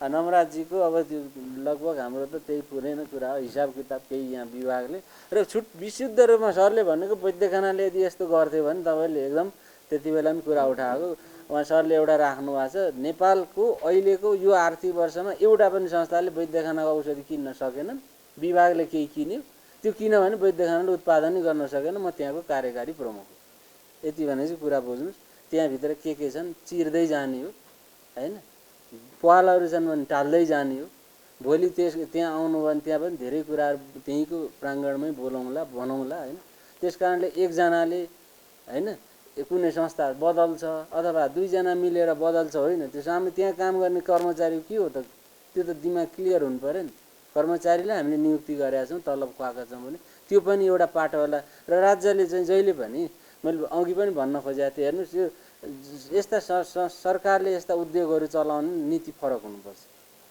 हामी त्यही मात्रै उपल्लो लेभलको मात्रै बोलाउँला किनभने सानातिना कुरा गरेर भएन सरकारले 5 रुपियाँको किन्नलाई पनि टेन्डर गर भन्ने त्यो अमला चाहिँ तपाईँको अब चाहिँ मानौँ मङ्सिर पछाडि अमला खोज्न जानु नेपालभरि कहीँ पाइँदैन अब टेन्डर गरेर हुन्छ त्यसमा के नीति त हो त्यसकारण यी कुराहरू छन् सर लामो भयो जस्तो आज मन्त्रालयको पनि प्रिएमड्याक मिटिङ वाला छ यो हाम्रो एकदमै छ हेर्नुहोस् औषधि किन्नलाई वैद्यखानालाई यदि सक्षम बनायो भने त्यो वैद्यखाना सरकारी औषधि विभागले जुन हामीले पैसा बाँडिएका छौँ हाम्रा मातहतका निकायलाई त्यति मात्रै खरिद गर्ने वैद्यखाना 2 वर्षमा त्यो कायापलट भएर चम्किन्छ आफ्नो खुट्टामा टेक्छ त्यही प्रक्रियामा हामी लागिरहेछौँ हेरौँ यो सुश्रुतका बारेमा र धन्वन्तरीको बारेमा अरू अझै समयमा कुनै बेला भयो भने राम्रो कुरा गरौँला यति भन्दै सबैलाई धन्यवाद दिँदै र अब कार्यक्रममा अब हामीले केही गल्ती छुटपुट छन् हैन कति गरिरहेछौँ केही होला है त्यसलाई चाहिँ अन्यथा नलिनुहोस् उद्देश्य सदा सहायता छ उद्देश्यमा चाहिँ खराब रहेछ भने त्यो उद्देश्यमा हामी चेन्ज गर्छौँ प्रक्रियाको केही समस्या छन् भने त्यसलाई त्यति साह्रो, किनभने हामी त्यत्रो ठुलो कार्यक्रमहरू योजनाहरू चलाउन पाएका छैनौँ। यस्तै गर्दै र भविष्यमा पनि अझै योभन्दा सुधार गर्ने प्रण व्यक्त गर्दै 28 वर्ष पहिलेदेखि अहिले निरन्तर काम गरिरहँदा मुलुक एक खालको अन्धकारको अवस्थामा नै थियो। त्यस अवस्थामादेखि अहिलेसम्म वैकल्पिक ऊर्जा केन्द्रको सहयोगमा थुप्रै घरहरूमा विद्युतीकरण भयो, मान्छेहरूले उज्यालोको अनुभूति गर्न पाए। अहिले समय परिवर्तन भएको छ। हिजोको अवस्थाबाट हामी माथि उठिसकेका छौँ र समय सापेक्षिक नीति नियम ऐन कानुनहरूको व्यवस्था गर्नुपरेको छ र यसमा मन्त्रालय लागेको कुरा यहाँहरूलाई विदितै छ। चाँडै यसको ऐन पास हुने कुरा म आग्रह गर्न चाहन्छु। हामी समय सापेक्षिक अगाडि बढ्न सक्नुपर्दछ। हिजोको आवश्यकता र आजको आवश्यकता मुलुकमा फरक छ। हिजो हामीलाई सानो टुकी जस्तो उज्यालो रातिका समयमा प्राप्त भए हुन्थ्यो भन्ने समय थियो। आज हामी कार्बन बिक्री गरेर राष्ट्रलाई धनी बनाउने, विद्युत बिक्री गरेर राष्ट्रलाई धनी बनाउने लक्ष्यका साथ अगाडि बढेका छौँ। हरित ऊर्जाका कुरा गरिराखेका छौँ। यस लक्ष्यका साथ यस मन्त्रालयमा रहेका, मातहतमा रहेका सबै निकायहरूले काम गर्नुपर्नेछ। सबै कर्मचारी साथीहरूले त्यसरी नै उत्साहित भएर, ढुक्क भएर अगाडि बढ्नुपर्नेछ। त यसो गर्न सक्यो भने यस वैकल्पिक ऊर्जाको केन्द्रको लक्ष्य, सरकारको लक्ष्य र जनताहरूको चाहना परिपूर्ति हुनेछ। यहाँहरूलाई थाहै छ, अब हामीहरूले 2035 सम्म 28,500 मेगावाट विद्युत उत्पादन गर्ने लक्ष्य राखेका छौँ। सोलर छ, हामीसँग हाइड्रो पावर छ। यी सबै क्षेत्रको विकास गर्नु छ र सरकारले यसलाई एउटा आम्दानीको स्रोतका रूपमा हेरिराखेको अवस्था छ। अहिले यहाँहरूलाई थाहै छ, 10,000 मेगावाट हामी भारतमा बिक्री गर्दैछौँ। 13,000 भन्दा बढी मेगावाट चाहिँ हामी आन्तरिक खपतमा प्रवर्धन गर्दैछौँ। यसमा हाम्रो आन्तरिक खपत पनि बढाउनु छ। अर्कोतिर बङ्गलादेशसँग भर्खरै सम्झौता भएको छ। त्यहाँको आवश्यकता पनि यहाँहरूलाई थाहा छ। अहिले 40 मेगावाटको मात्रै सम्झौता भए पनि हामी चाँडै 7-8 हजारसम्म मेगावाटको बिक्री गर्ने सम्झौता गर्नलाई अगाडि बढिराखेका छौँ। हाम्रा सबै छिमेकी मुलुकहरूलाई हामीसँग भएको स्रोतको अधिकतम सदुपयोग हुने गरी बिक्री गरेर हाम्रा मुलुकका आम्दानीका हिसाबले लक्ष्य प्राप्ति गर्ने, हाम्रा आवश्यकताका हिसाबले लक्ष्य प्राप्ति गर्ने तर्फ मुलुक लागेको र यो मन्त्रालय लागेको, सरकार लागेको कुरा यहाँहरूलाई विदितै छ। यस लक्ष्यका साथ हामीले काम गर्नुपर्नेछ र यो लक्ष्य परिपूर्ति गर्नलाई अझ म स्मरण गर्न चाहन्छु। द्वन्द्वकालको बेला विद्युतहरूको अवरोध हुँदै गर्दा वैकल्पिक ऊर्जा केन्द्रले गाउँ गाउँमा पुर्याएको सहयोग र ती उपभोक्ताहरू मिलेर गरेको कामको म गाउँबाटै प्रतिनिधित्व गर्ने भएको कारणले म त्यसको पनि स्मरण गर्न चाहन्छु। यस्तो महत्त्वपूर्ण समयमा यस वैकल्पिक ऊर्जाले स्थानीय उपभोक्ताहरूसँग मिलेर गरेको कामको पनि म सराहना गर्न चाहन्छु र यति महत्त्वपूर्ण काम गरेर यहाँ आइपुग्दै गर्दा हामीले सम्झिनुपर्छ। एउटा विषय म अनुरोध पनि गर्न चाहन्छु। अहिले सबै निकायहरू सरकारभन्दा पर बसेर काम गर्ने निकाय हौँ कि भन्ने अनुभूति भएको रहेछ। त्यस्तो होइन। हामीलाई दात्री राष्ट्रहरूले, मित्र राष्ट्रहरूले दिने ऋण दिने अनुदान गर्ने सहयोग सबै नेपालीहरूलाई सम्झेर दिएको हो र सबै नेपालीहरूको दायित्व सरकारले लिन सक्नुपर्छ र लिन्छ। त्यसो भएका कारणले यसो हेर्दा छुट्टै संस्था जस्ता लागे पनि सबै मन्त्रालय अन्तर्गतका यस्ता केन्द्रहरू संस्थाहरू सरकारका अङ्गहरू हुन् र हामी त्यसमा काम गर्ने सम्पूर्ण व्यक्तिहरू सरकारको उद्देश्य र लक्ष्यका अनुसार काम गर्नुपर्छ भन्ने दायित्वको साथ काम गर्नु हुन म आग्रह गर्न चाहन्छु। यहाँ अनुगमन हुन्छ, यहाँ निरीक्षण हुन्छ, यहाँ हौसला प्रदान गरिन्छ, अनुशासित र मर्यादित भएर काम गर्नु पनि पारदर्शी ढङ्गले काम गर्नुपर्छ भन्ने दायित्व पनि बोध गर्न र त्यो दायराभित्र बस्न पनि म आग्रह गर्न चाहन्छु। मैले हेरेँ नेपाल प्राधिकरणको कुरा, अहिले वैकल्पिक ऊर्जाकै कुरा, वैकल्पिक ऊर्जा प्रवर्धन केन्द्रका कुरा, अरू यस्ता थुप्रै सरकारले एउटा निश्चित उद्देश्यका साथ यस्ता केन्द्रहरू, यस्ता विभागहरूको निर्माण गरेको हो र यसको अनुगमन, मूल्याङ्कन, अनुशासित, पारदर्शी गराउने काम पनि राज्यको हो। हिजो आफ्नो ढङ्गले चल्यो होला, समस्या थियो होला, केही पर थियो होला, अब त्यस्तो नरहने कुरा पनि म आग्रह गर्न चाहन्छु। खुसी लागेको छ तथापि यहाँहरूले सहयोग लिएर होस्, सरकारको या विदेशी राष्ट्रहरूको दातृ सङ्घ संस्थाहरूको सहयोग लिएरै पनि नेपालमा गाउँ गाउँमा आफ्नो काम कर्तव्य अनुरूप कार्य गर्न सफल हुनुभएको छ। हिजोको अवस्था, अहिले जति पनि यहाँहरूले उत्पादन गर्नुभएका उत्पादित कुराहरू, खास गरेर ऊर्जा क्षेत्रको विषयलाई लिएर कुरा गर्दा विद्युतलाई नेसनल ग्रिडमा जोड्ने र अब सबै घरमा हामीहरूले विद्युत पुर्याउने लक्ष्य लिइसकेपछि नेसनल ग्रिडमा पुर्याउन पुगेका कारणले हामीले जुन घरमा विद्युत अझै पनि उत्पादन गरेर दिन वितरण गर्न सक्दैनौँ, त्यहाँ अझै यस केन्द्रको भूमिका महत्त्वपूर्ण रहनेछ। हामीले अझै पनि थुप्रै घरहरूमा लक्ष्य ल्याएको छौँ, आगामी वर्ष 1 वर्षभित्र सबै घरमा विद्युतीकरण गरिसक्ने लक्ष्य ल्याएको छ सरकारले। त्यो लक्ष्य प्राधिकरणले मात्रै पुरा गर्ने अवस्था देख्दिनँ म अझै पनि। त्यसो भएको कारणले वैकल्पिक ऊर्जा प्रवर्धन केन्द्रको अझै महत्त्वपूर्ण भूमिका छ।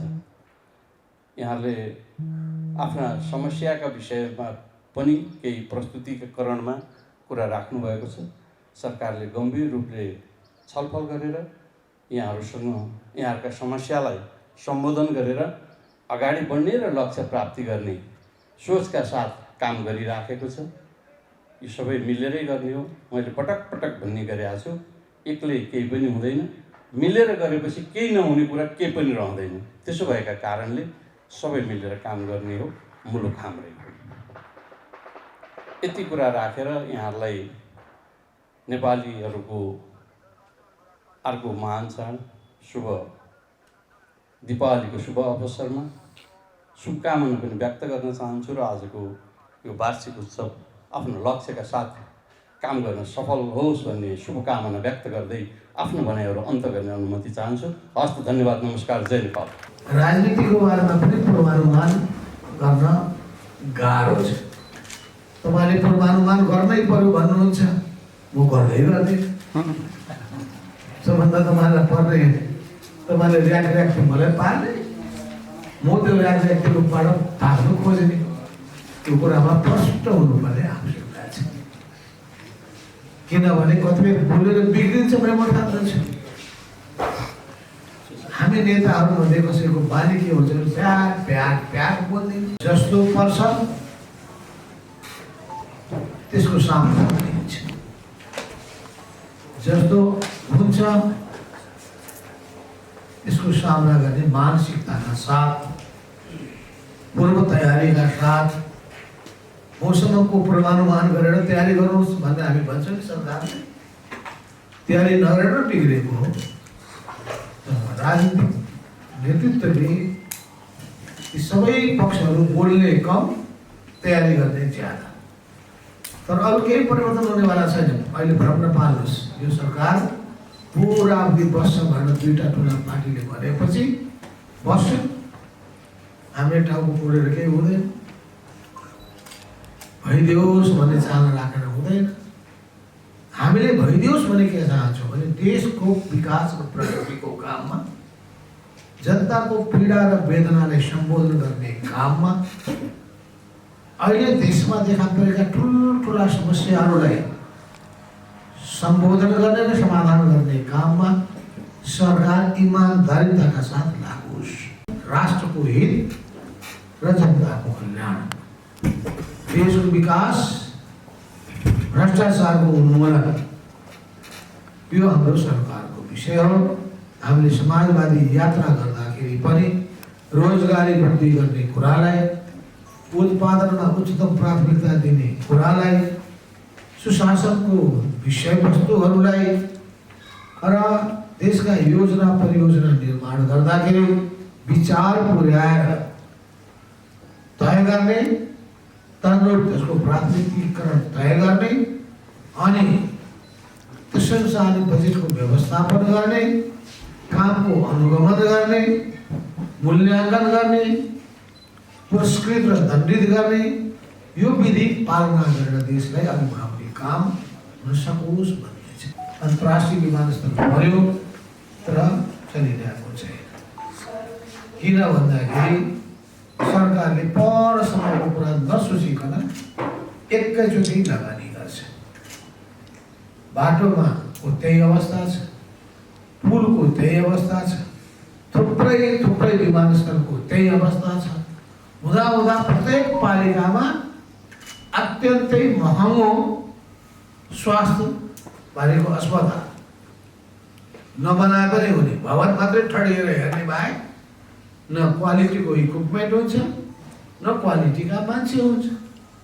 अनि त्यहाँ भइसकेपछि न पेसेन्ट हुन्छन्, न डाक्टर हुन्छन्, न डाक्टर हुन्छन्, न पेसेन्ट हुन्छन् र पैसा त्यत्तिकै खेर जान्छ। यही सरकारको यिनै कामहरूको सन्दर्भमा प्रधानमन्त्रीको निवास हेर्नुहोस्, गौरव होइन लाज लाग्छ। त्यत्रो विलासितापूर्ण भवनको कुनै आवश्यकता थिएन, दुईवटा विशाल भवनको कुनै आवश्यकता थिएन। त्यहाँ भैँसे पार्टीमा जानुहोस्, त्यत्रो विशाल संरचनाको कुनै आवश्यकता थिएन। पालिकामा त्यत्रो ठुल्ठुला घरहरूको कुनै आवश्यकता छैन।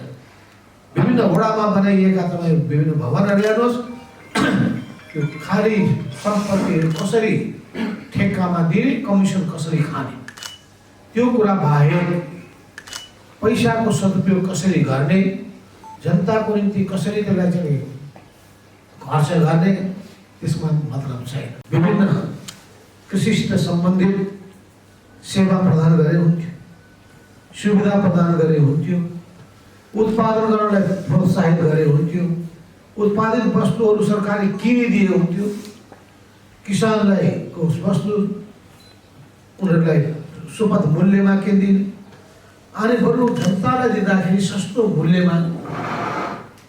आफ्नो तालिम उत्तीर्ण हुनुभएको छ। केहीले त्यसमध्ये पनि सम्मान र प्रशंसा प्राप्त गर्नुभएको छ। अरू सबै उत्तीर्ण हुनुभएको छ र आफ्नो सेवामा, तालिमबाट सेवामा प्रवेश गर्दै हुन्छ। यस अवसरमा म यस आधारभूत तालिम उत्तीर्ण गरेका सम्पूर्ण भाइ बहिनीहरूलाई हार्दिक बधाई भन्न चाहन्छु र सबैमा भविष्य अत्यन्तै सफल रहोस्। तपाईँहरूको स्वीकृति फैलियोस्, यस्तो अफिसर भन्ने सुनाम फैलियोस्। तपाईँहरू आफ्ना कार्यहरूमा सधैँ सफल रहनुहोस्। धेरै धेरै शुभकामना भन्न चाहन्छु। तपाईँहरूका अभिभावक जसले यस ठाउँसम्म ल्याइ पुर्याउन तपाईँहरूलाई प्रेरित गर्नुभएको छ, हौसला प्रदान गर्नुभएको छ। त्यस अनुसारले बचपनदेखि तपाईँहरूलाई ओरिएन्टेसन दिनुभएको छ। उहाँहरू आज अवश्य नै धेरै खुसी हुनुहुन्छ। म उहाँहरूलाई बधाई भन्न चाहन्छु। अब तपाईँहरू आफ्नो कार्यक्षेत्रमा जाँदै हुनुहुन्छ। आफूले तालिमको क्रममा सिकेका कुराहरू, चाहे शारीरिक तन्दुरुस्ती र व्यायामका पक्षहरू हुन्, चाहे विभिन्न कलाहरूको पक्ष होस्, चाहे बौद्धिक ज्ञानको कुरा होस्, यी सबै कुराहरू तपाईँहरूले आफ्नो व्यवहारमा कुशलतापूर्वक लगाउनु पर्नेछ। र तपाईँहरूले तालिमलाई यो तपाईँहरूले काम गर्न सुरुवात गर्दै हुनुहुन्छ। अब तालिम मात्रै सिद्धियो, कामको सुरुवात हुँदैछ। त्यसो भएर यस सफलतालाई आगामी सफलताहरूको आधारको रूपमा अझ व्यापक ढङ्गले तपाईँहरूले कसरी प्रयोग गर्न सक्नुहुन्छ? तपाईँहरूको तालिम, तपाईँहरूको परीक्षा, यो आधारभूत तालिमको आधारभूत परीक्षा हो। आगामी जीवनमा पहिल्यै पिछे तपाईँहरूका परीक्षाहरू हुनेछन्। पहिल्यै पिछे तपाईँहरूको व्यवहारको, कामको, सिपको, क्षमताको, सबै कुराको, ज्ञानको त्यसको मूल्याङ्कन हुनेछ। तदनुसार तपाईँहरूले आफ्नो उन्नति प्रगति अगाडि बढाउँदै लान सक्नुहुनेछ। मेरो शुभकामना छ यी सबै पक्षहरूमा तपाईँहरू अब्बल निस्किनुहोस्, सफलता प्राप्त गर्नुहोस्। सशस्त्र प्रहरीले चाहे जुनसुकै अप्ठ्यारा परिस्थितिमा होस्, देशमा भयावह हिंसा फैलिएको बेला, विश्वासघाती आक्रमण, धोकापूर्ण आक्रमण भएका बेला निर्मम आक्रमणलाई सामना गरेर सशस्त्र प्रहरीले आफ्नो बहादुरी देखाएको छ। त्यसको म प्रशंसा गर्न चाहन्छु। त्यस फ्यामिलीमा, त्यस परिवारमा, त्यस गौरवपूर्ण परिवारमा तपाईँहरू प्रवेश गर्नुभएको छ र त्यो परिवारको सदस्य हुन योग्य हुनुहुन्छ भनेर उत्तीर्ण हुनुभएको छ। तपाईँहरू केही सम्मानित समेत हुनुभएको छ। सम्मानित हुनेहरूलाई मेरो सुझाव छ, म सम्मानित भएँ, म उत्कृष्ट भएँ भनेर तपाईँहरूको मनमा अलिकति पनि घमण्ड फलाउनु हुँदैन। त्यस सफलताले अरू सफलताका लागि इमान्दारिताका साथ प्रयास गर्ने शालीनता, त्यो तपाईँहरूमा बुझाउनु पर्छ। तपाईँहरू तालिममा सफल हुनुभयो इमान्दारिताका कारणले, इमान्दार प्रयासका कारणले। वास्तवमा इमान्दारिता नै सफलताको कुञ्जी हो, सफलताको कडी हो। त्यसैबाट तपाईँहरू अगाडि बढ्नुहोस्। कहिल्यै पनि आफ्नो मनमा घमण्ड फलाउन नदिनुहोस्। घमण्डले मान्छेलाई विनाशतिर लान्छ, विनम्रताले मानिसलाई सफलतातिर लान्छ।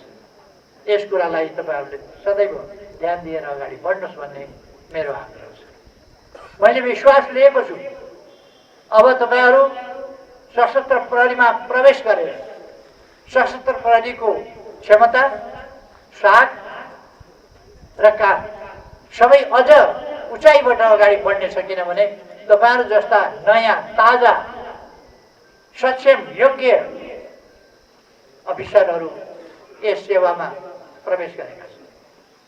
यसले अगाडि बढ्नु पर्दछ, म त्यही आग्रह गर्न चाहन्छु।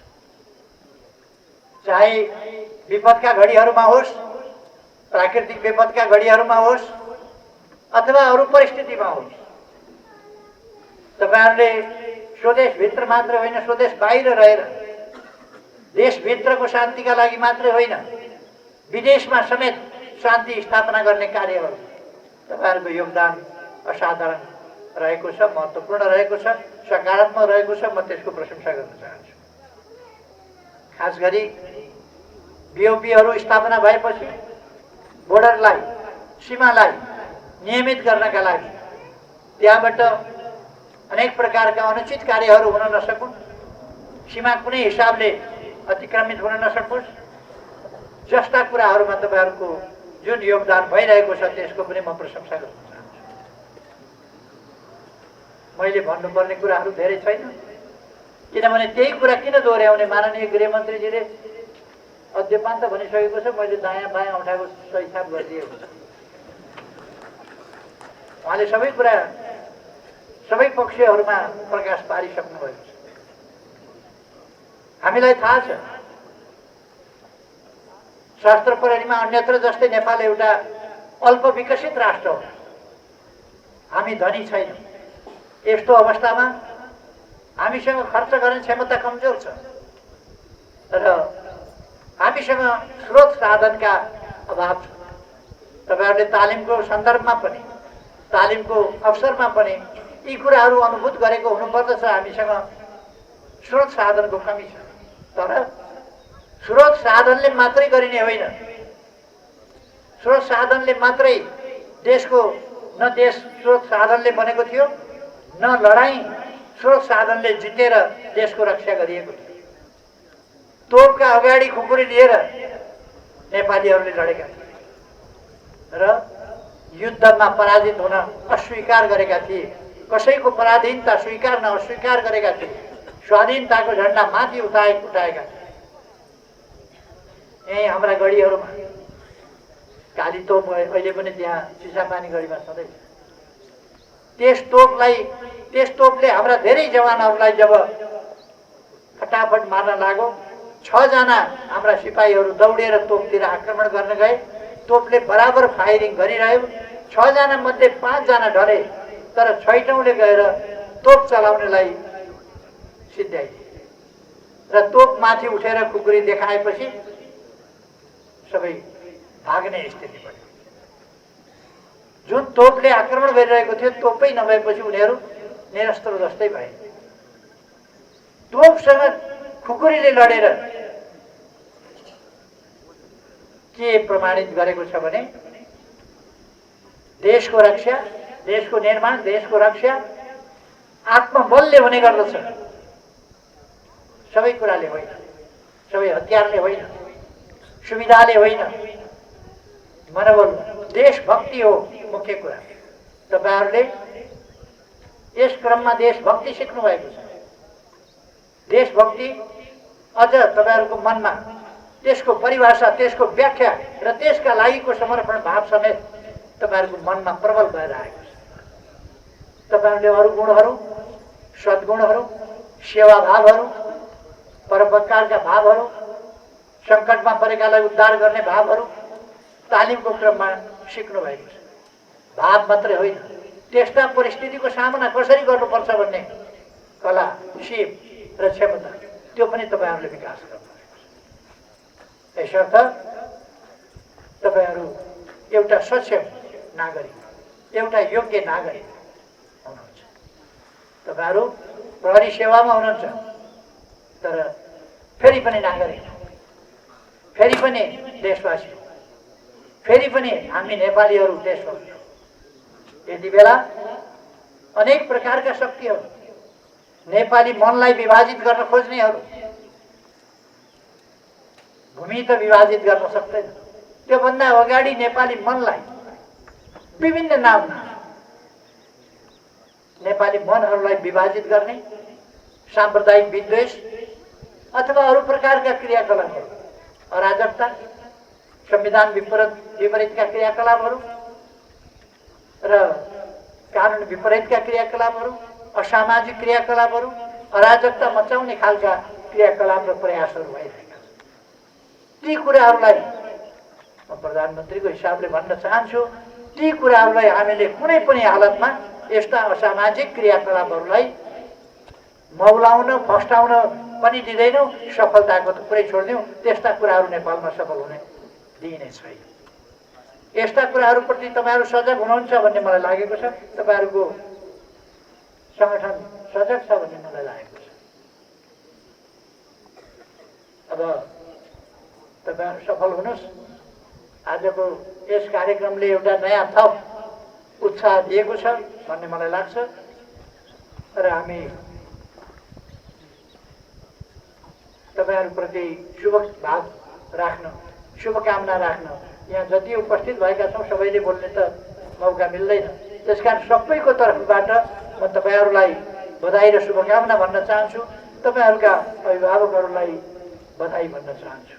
तपाईँहरूको भविष्य उज्जवल रहोस्, सशस्त्र प्रहरी बल अझ बढी सक्षम हुँदै जाओस्, सफल हुँदै जाओस्, मेरो शुभकामना छ। र त्यसका निम्ति मैले गर्नुपर्ने सरकारका तर्फबाट गर्नुपर्ने प्रयासहरू अघि गृहमन्त्रीजीले भनि पनि सक्नुभयो।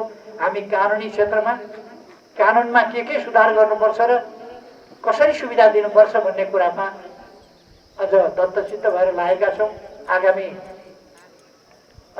संसदको अधिवेशनबाट हामी यी कुराहरू पनि अगाडि बढाउनेछौँ। कानुनी व्यवस्था पनि अझ बनाउँदै लगिनेछ र कतिपय कुराहरू सुधार उल्लेख्य सुधार गरिनेछ। 30 वर्षे सेवा अवधि जस्तो हटाइनेछ त्यस कारणबाट लगायतका अरू कुराहरू पनि हुनेछन्। त्यसमा एडजस्टमेन्टका थुप्रै कुराहरू छन्, ती कुराहरू हुनेछ। त्यसकारण म सबैलाई भन्न चाहन्छु, सिँगै सशस्त्र प्रहरी बललाई भन्न चाहन्छु, यसका अधिकृत र जवानहरू सबैलाई भन्न चाहन्छु कि सरकारको तर्फबाट हाम्रा राष्ट्र सेवकहरूलाई सशक्त सबल बनाउने र उहाँहरूको मनोबल उठाउने, उहाँहरूलाई सुविधा सम्पन्न कसरी बनाउन सकिन्छ गच्छे अनुसार त्यसमा वृद्धि गर्दै जाने कुरामा सजग छ, त्यो पनि म राख्न चाहन्छु। यस प्रतिष्ठानमा सञ्चालित सिसम 16 सशस्त्र प्रहरी निरीक्षक आधारभूत तालिमको दीक्षान्त समारोहमा प्रमुख अतिथिको रूपमा उपस्थित हुनुभई दीक्षान्त कवाज अवलोकन, उत्कृष्ट प्रशिक्षार्थीलाई पुरस्कार वितरण तथा निर्देशन मन्तव्य मार्फत सकल दर्जाको हौसला बढाइदिनु भएकोमा सम्माननीय प्रधानमन्त्रीज्यू समक्ष हार्दिक कृतज्ञता जाहेर गर्दछु। यसै गरी समारोहमा समुपस्थित विशिष्ट अतिथि नेपाल सरकारका माननीय गृहमन्त्रीज्यूप्रति हार्दिक आभार व्यक्त गर्दै कार्यव्यस्तताका बावजुद पनि हाम्रो आतिथ्यता स्वीकार गरी पाल्नु भई समारोहको शोभा बढाइदिनु हुने सबैप्रति धन्यवाद व्यक्त गर्न चाहन्छु। साथै तालिम सफलतापूर्वक सम्पन्न गरी आज दीक्षित भई कार्यक्षेत्र प्रवेश गर्न लाग्नुभएका अधिकृतहरूलाई हार्दिक बधाई ज्ञापन गर्दै पेसागत जीवन सफलताको शुभकामना पनि व्यक्त गर्दछु। देशका भिन्न भिन्न भूगोलमा छरिएर रहनुभएका तपाईँहरूले राज्य र नागरिकको सेवा र सुरक्षामा परिचालित भई संविधानको रक्षाका लागि दृढ सङ्कल्प गर्दै सशस्त्र प्रहरी सेवालाई आफ्नो पहिलो रोजाइमा पारी सेवा प्रवेश गर्नुभएको थियो। सेवा आयोगको छनौट चरोडका विभिन्न प्रतिस्पर्धाहरूमा आफूलाई अब्बल साबित गर्दै सेवा प्रवेश भए पश्चात प्राप्त गर्नुभएको यस तालिमले तपाईँहरूको पेसागत रूपमा दक्ष, इमान्दार र कर्तव्यनिष्ठ अधिकृतको रूपमा विकास गराउन सफल भएको छ भन्ने विश्वास लिएको छु। राष्ट्र सेवा गर्ने गौरवशाली अवसर सँगसँगै चुनौतीहरू समेत रहेको यो सेवा आफैमा गर्विलो राष्ट्र सेवा हो।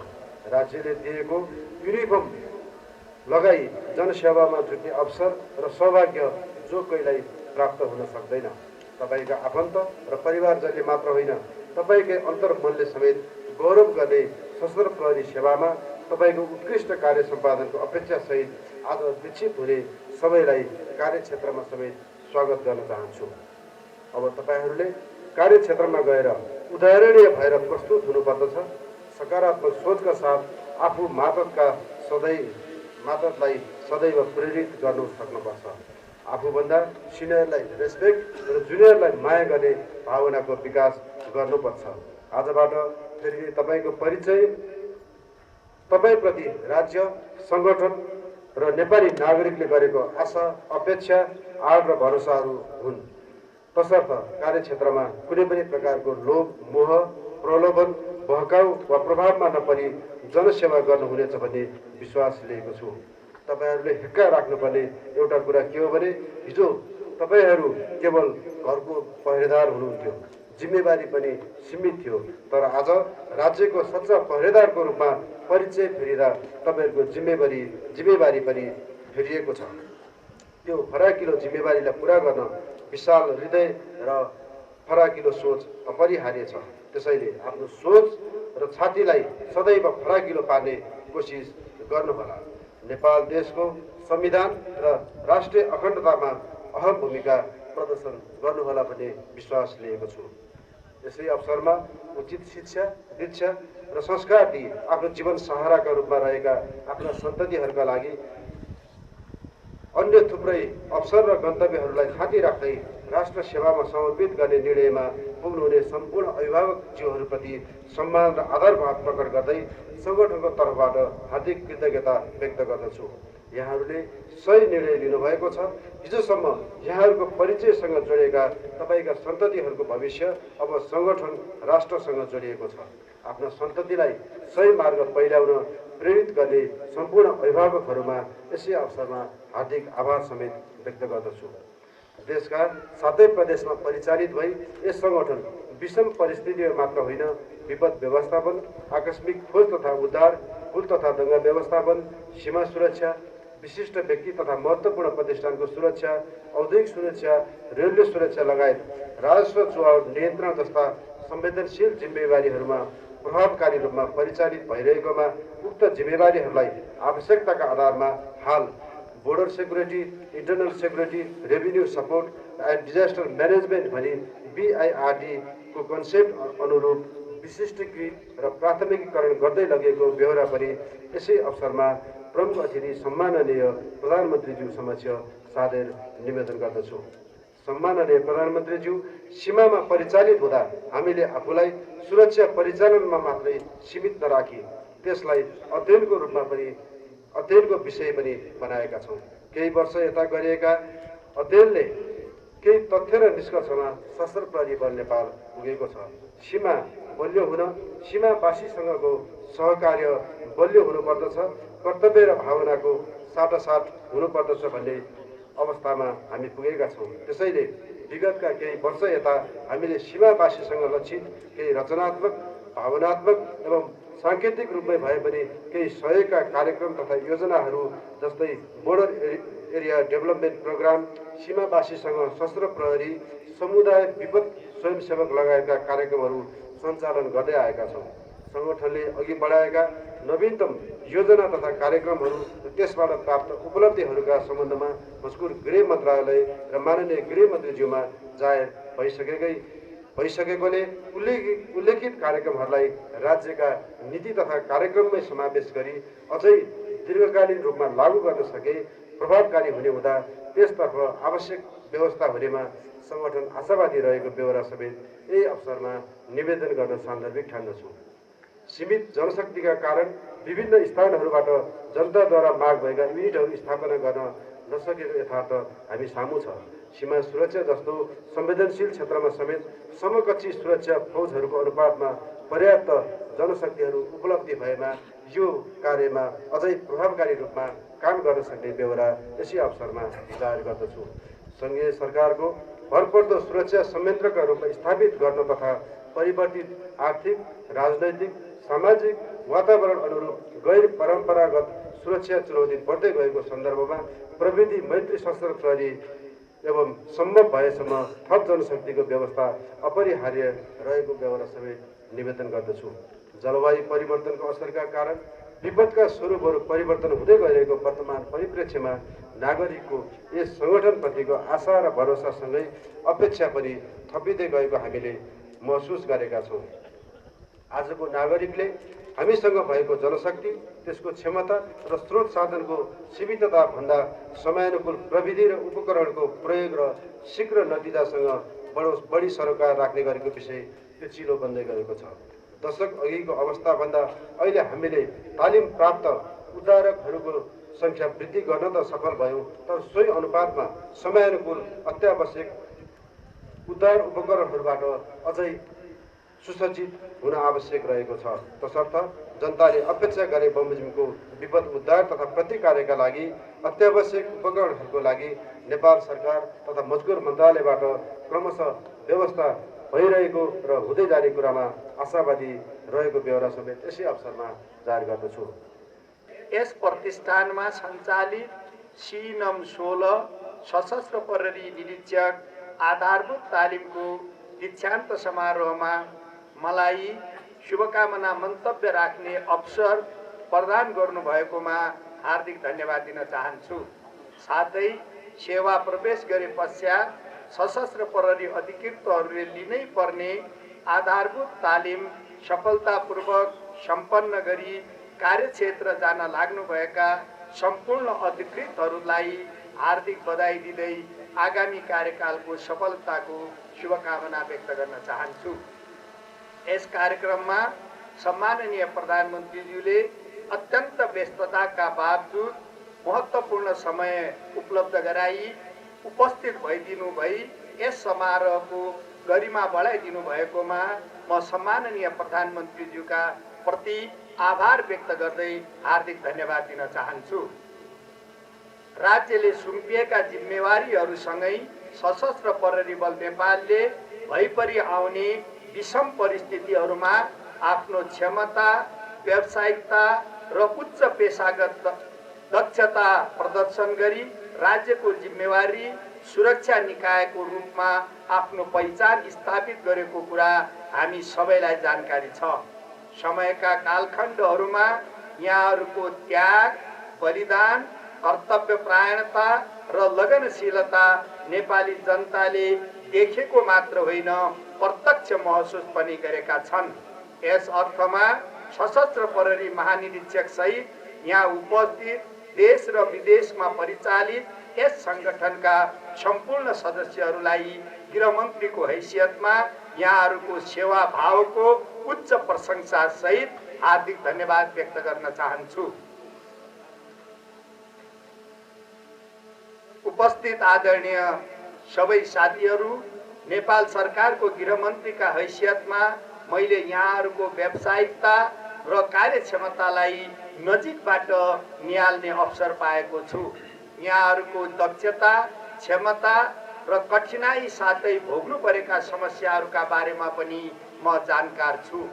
राज्यमा विधिको शासन स्थापित गर्न, संविधान र कानुनको कार्यान्वयन गर्न र शान्ति सुरक्षा कायम राख्ने दायित्व सरकारको हो भने त्यसलाई बहाल गराउने जिम्मेवारी भनेको सुरक्षा निकायको नै हो।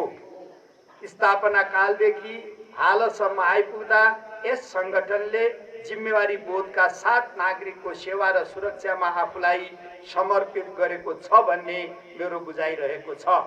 सशस्त्र प्रहरी बल नेपाललाई सीमाको डेडिकेटेड फोर्स बनाउन मन्त्रालय लागि परेको छ। यसका लागि अन्तर्राष्ट्रिय मापदण्ड सहितको थप बिओपीहरूको स्थापना, मौजूदा बिओपीहरूको स्तर वृद्धि गर्दै समग्र संगठनलाई प्रविधि मैत्री एवं चलायमान बनाउने तर्फ मन्त्रालय प्रयासरत रहेको छ।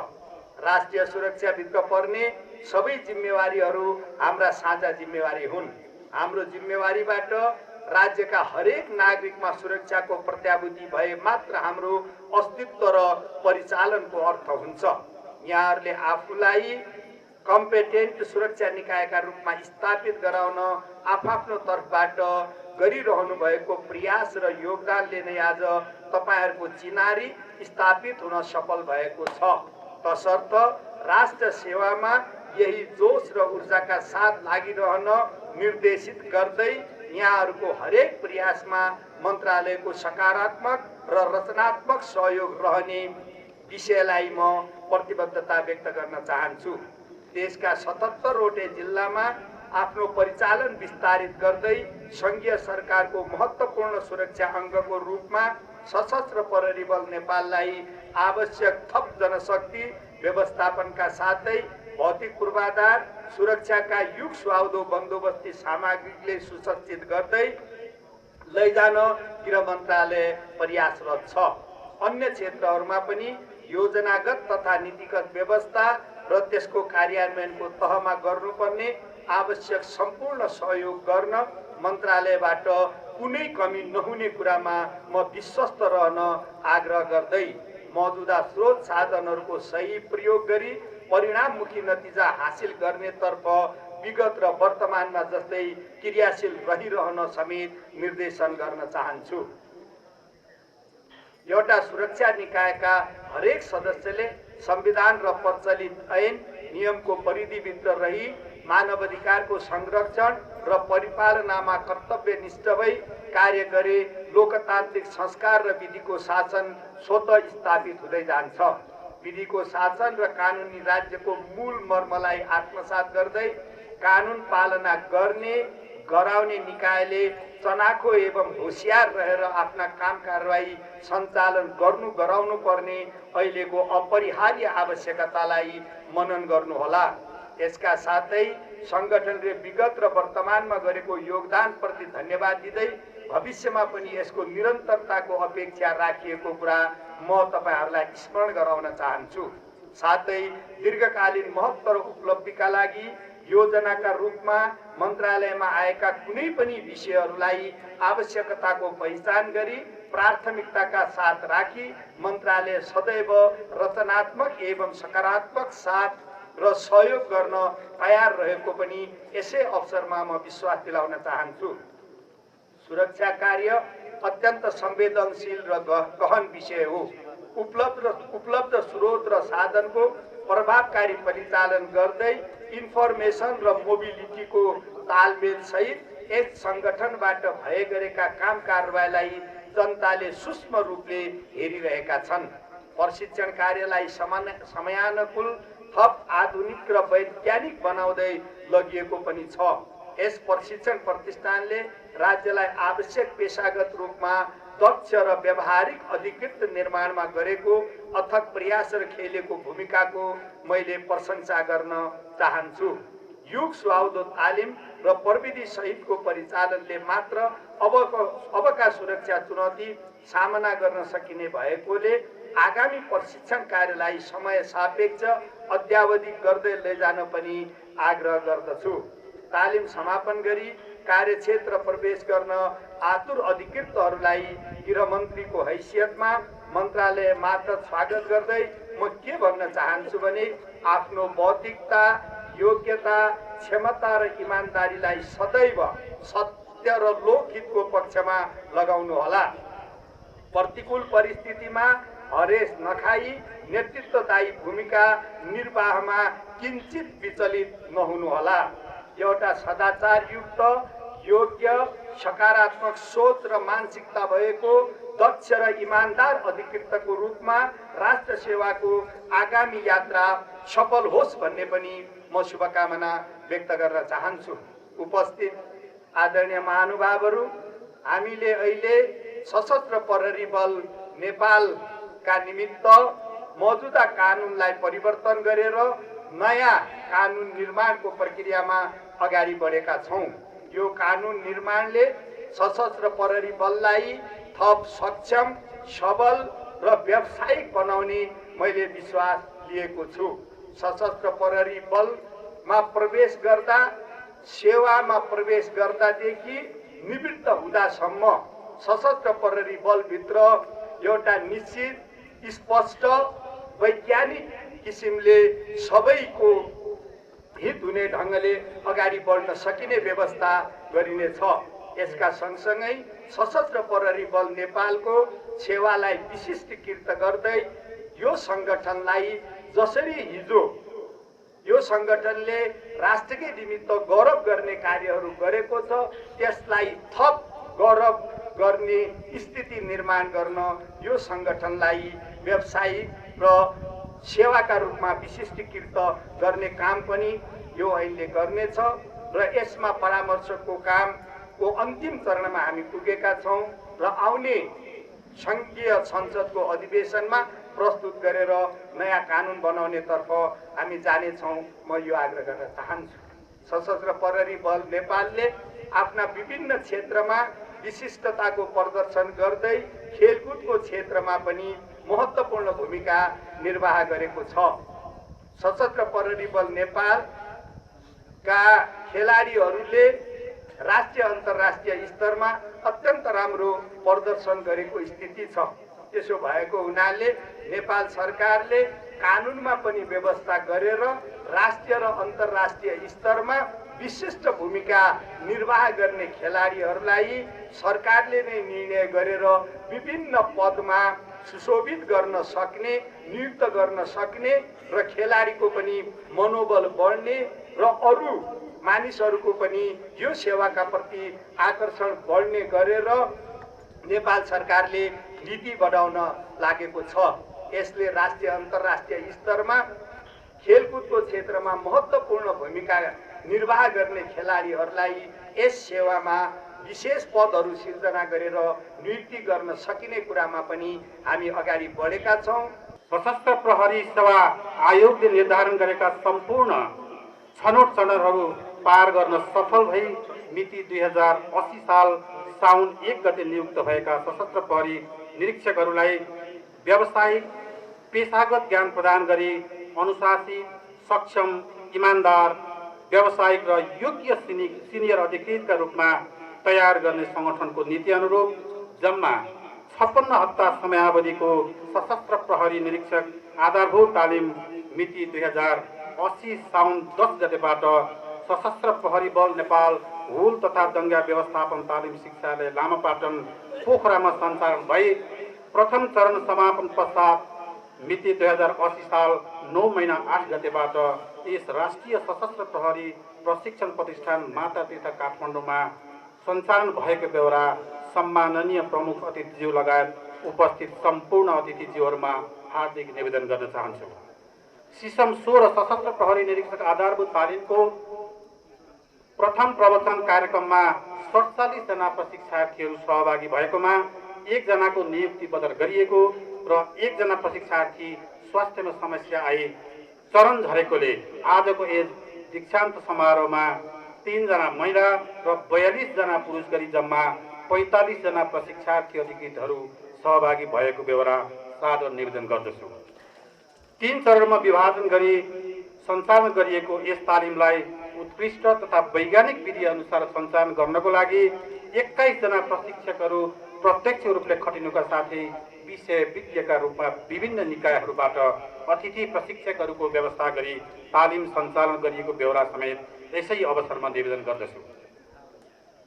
18 हप्ता अवधिको प्रथम चरणमा प्रशिक्षार्थीहरूलाई सशस्त्र प्रहरी बल नेपाल तथा यसको काम कारबाही सम्बन्धी ज्ञान, शारीरिक सहिष्णुता, कवाज, हतियार तालिम, नक्सा अध्ययन, संचार, फिल्डक्राफ्ट, ब्याटलक्राफ्ट, कन्भेन्सनल प्र्याक्टिस, मेडिकल संचार, बन्दोबस्ती तथा जवानदेखि सेमोपति तहको सैद्धान्तिक र व्यावहारिक ज्ञान दिलाउनुका साथै 10 दिन 7 रातको 3 वटा कन्भेन्सनल बाहिरी अभ्यास समेत सञ्चालन गरिएको थियो।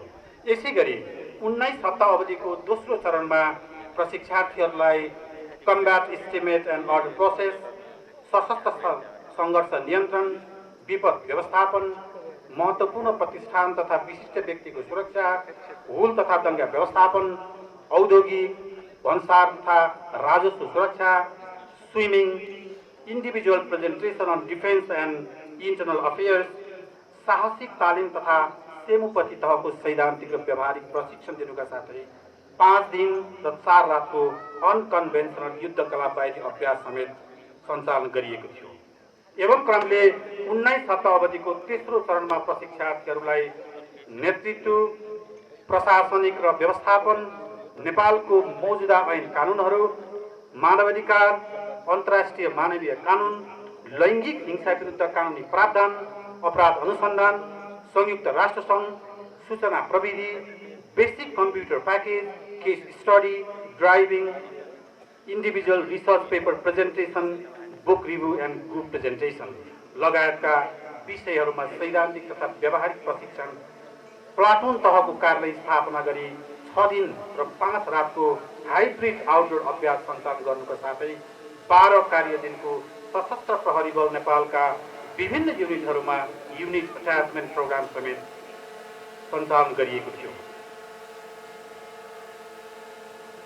यसै गरी प्रशिक्षार्थीहरूको मूल्याङ्कनका लागि तालिम पाठ्यक्रम अनुसार सैद्धान्तिकतर्फ प्रथम, दोस्रो र तेस्रो चरणमा 355 अङ्कका दरले जम्मा 1065 पूर्णाङ्कको सैद्धान्तिक परीक्षाहरू सञ्चालन गरिएको थियो भने व्यावहारिकतर्फ प्रथम चरणमा 415 अङ्क, दोस्रो चरणमा 315 अङ्क र तेस्रो चरणमा 262 अङ्क गरी जम्मा 995 पूर्णाङ्कको व्यावहारिक परीक्षाहरू सञ्चालन गरिएको थियो।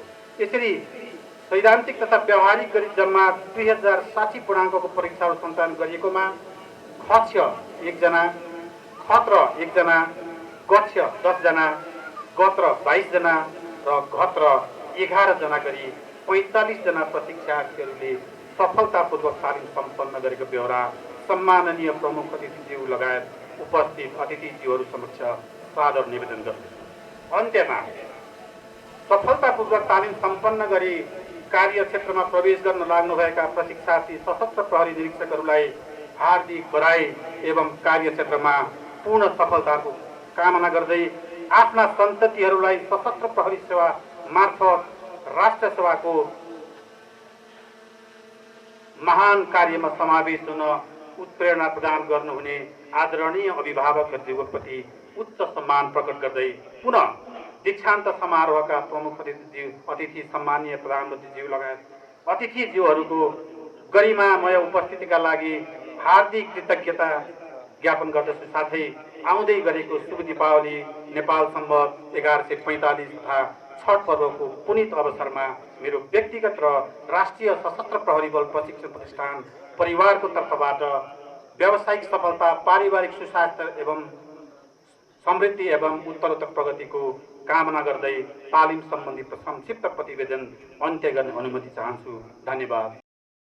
यहाँ कुरा गर्दै जाँदाखेरि, अवलोकन गर्दै जाँदाखेरि केही उत्साही युवाहरूले मलाई निकै गहिरो प्रभाव पार्नु भएको छ। अहिले विदेश जाने लहर चलेको छ, तर यो लहर चलेको बेलामा देशमै बसेर उद्यम गर्ने कुरा धेरै महत्त्वपूर्ण छ। म धेरै लामो त भन्न चाहन्न, तर धेरै महत्त्वपूर्ण एउटा कुरा भन्न चाहन्छु। अहिले पुँजीवादको पराकाष्ठमा पुगेर त्यसले चाहिँ एउटा अतिरञ्जित महत्त्वाकांक्षा जगाइदिएको छ। कस्तो महत्त्वाकांक्षा जगाइदिएको छ भने विदेश जानै पर्ने, जस्तो सुकै जोखिम लिएर पनि जानुपर्ने, युद्धमा होमिनलाई पनि जानुपर्ने। यो परिस्थितिमा देशमै बसेर केही गर्न सकिन्छ भन्ने तपाईँहरूले जुन उदाहरण दिनुभएको छ, मैले वास्तवमा भन्यो भने यहाँ आउनुभन्दा पहिला पनि यति धेरै सम्भावना छ भन्ने मलाई लागेको थिएन। तपाईँहरूले जुन त्यो सम्भावनालाई वास्तविकतामा रूपान्तरण गर्नुभयो, त्यसका लागि तपाईँहरूलाई म धेरै धेरै बधाई भन्न चाहन्छु, धन्यवाद दिन चाहन्छु। र यसै मेसोमा म आगामी यो शुभ दीपावली, नेपाल सम्वत, छठ लगायतका सबै चाडपर्वको उपलक्ष्यमा सम्पूर्ण स्वदेश तथा विदेशमा बस्ने नेपालीहरूलाई शुभकामना व्यक्त गर्दछु र सबभन्दा बढी तपाईँहरूलाई, तपाईँहरूको उद्यममा तपाईँहरूलाई सफलता मिलोस्, त्यसको शुभकामना व्यक्त गर्न चाहन्छु। यहाँ मैले मञ्चमा बस्दा बस्दै आजका अध्यक्ष महोदयले मलाई के भन्नुभएको थियो भने सरकारको अर्थात् देशमा धेरै खाली जग्गा जमिनहरू छन्, त्यो त्यत्तिकै बाँझो बसिरहेको छ। यदि लिजमा लिने व्यवस्था हुँदो हो त हामी योभन्दा धेरै उन्नति प्रगति गर्थ्यौँ र नेपाललाई यो हुन त हाम्रो नेपाल पुरै बगैँचा जस्तो छ। यो बगैँचा जस्तो नेपालमा फेरि त्यो मौका पाइयो भने जसरी सुनमा सुगन्ध हुन्छ, त्यसै गरी अझ यसलाई संसारकै राम्रो बनाउन सकिन्थ्यो भनेर एउटा गीत छ नि, हे आमा नेपाल तिमीलाई संसारकै राम्री बनाउला। वास्तवमा भन्ने हो भने नेपालमा के छैन, मलाई सोध्नुभयो भने के छ भनेर होइन, नेपालमा के छैन कसैले उत्तर दिन सक्छ? सक्दैन, सबै थोक छ। तर छैन के त भन्दाखेरि राज्यको ध्यान जति जानु पर्थ्यो, यही भनौँ न यो नर्सरी व्यवसाय सम्बन्धमा जति जानु पर्थ्यो त्यो ध्यान गइरहेको छैन। मैले धेरै आज त्यतातिर जान चाहन्न, सङ्केत मात्रै गर्न चाहन्छु। अब सङ्कल्प हुने हो भने नेपाललाई संसारकै राम्रो बनाउन सकिन्छ, त्यस्तो देश छ। यो ठिक्कको छ हाम्रो नेपाल, सुन्दर शान्त विशाल भनिएको छ, तर हाम्रो देश चाहिँ साँच्चीकै सुन्दर शान्त विशाल छ र नेपालीहरू विशाल हृदयका छन् र नेपालीहरू मा त्यस्तो सामाजिक अद्भुत शक्ति छ कि जो मिलेर बाँच्न सक्छ। जस्ता सुकै विपत्ति आउँदाखेरि चाहे भूकम्प आओस्, बाढी पहिरो आओस्, अहिले चाहिँ ठुलो विपद आयो तैपनि नेपालीहरूको मुहारमा चमक हराउँदैन। तपाईँहरूले लिजमा व्यवस्था हुने हो भने धेरै गर्न सकिन्थ्यो भन्ने जुन भन्नुभएको छ, त्यसका लागि पनि म तपाईँहरूलाई सहयोग गर्ने प्रतिबद्धता व्यक्त गर्न चाहन्छु। र यो जुन खालको चाहिँ तपाईँहरूको सृजनशीलता, रचनात्मकता, जुन खालको चाहिँ एउटा नयाँ खोज अनुसन्धानतिर तपाईँहरू उद्धत भएको मैले देखेँ, युवाहरू उद्धत भएको देखेँ। वास्तवमा हाम्रो चलन के थियो त भन्दाखेरि हचुवामा बोल्ने, हावामा बोल्ने, तर सबै कुरा खोज अनुसन्धान गरेर चाहिँ गर्ने कुरा। तपाईँहरू खोजतिर, अनुसन्धानतिर, नयाँ कुराको चाहिँ विकास गर्नेतिर लाग्नु भएको छ। निरन्तर लागिरहनुहोस्। म यो विषयमा हृदयदेखि नै तपाईँहरूको साथमा हुनेछु। म ऐक्यबद्धता जाहेर गर्न चाहन्छु र फेरि पनि तपाईँहरूलाई अहिलेसम्म गरेको कामलाई धन्यवाद दिन चाहन्छु। आगामी दिनमा तपाईँहरूको उत्तरोत्तर प्रगति र उज्जवल भविष्यको लागि शुभकामना दिन चाहन्छु। सरकारको प्रतिबद्धता अनुसार चाहिँ अझै त्यस्तो भएको जस्तो मलाई लाग्दैन हो कि। त्यस कारणले यहाँ चाहिँ के भन्छ नि, बेल वेदर कोही छैन क्या।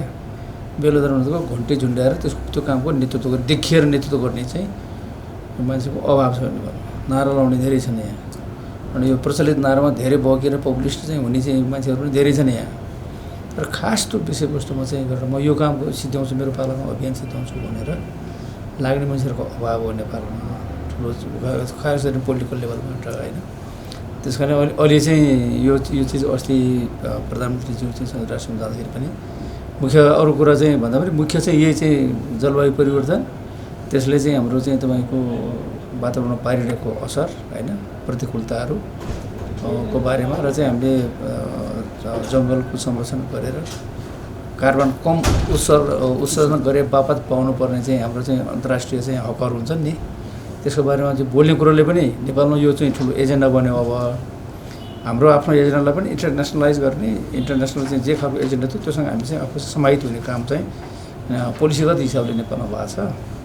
त्यस हिसाबले चाहिँ वन तथा वातावरणको भूमिका महत्त्वपूर्ण हुन्छ र अरू चाहिँ के अरे मन्त्रालयहरू खास गरेर अर्थ मन्त्रालयले चाहिँ ध्यान दिनु पऱ्यो होइन। त्यसो हो भने जान्छ पहिलाभन्दा अलि नीतिगत रूपमा अलिकति स्पष्ट चाहिँ भएर आएको छ। भने वातावरण कस्तो छ भने त्यो वातावरणलाई प्रभाव गर्ने भन्दा पनि यो वन तथा वातावरण मन्त्रालयको कार्यविधि हिसाब भन्नुहोस् या चाहिँ तपाईँको कार्यशैली भन्नुहोस् या चाहिँ ऐनको व्यवस्था भन्नुहोस्, त्यसले के गर्दछ उनीहरूले के सोच्दो रहेछ भने त्यो त बहुसङ्ख्यक जनताको हित कसरी हुन्छ भन्ने कुरो सोच्नु पऱ्यो। एउटा चाहिँ सालको रोग ठुलो कि चाहिँ 10,000 मान्छेको चाहिँ मान्छे ठुलो भन्ने चाहिँ त्यसले सोच्नु पऱ्यो। एउटा सालको रोग काट्नु पऱ्यो भने दोस्रो अर्को रोग रोपिदिउँ न त।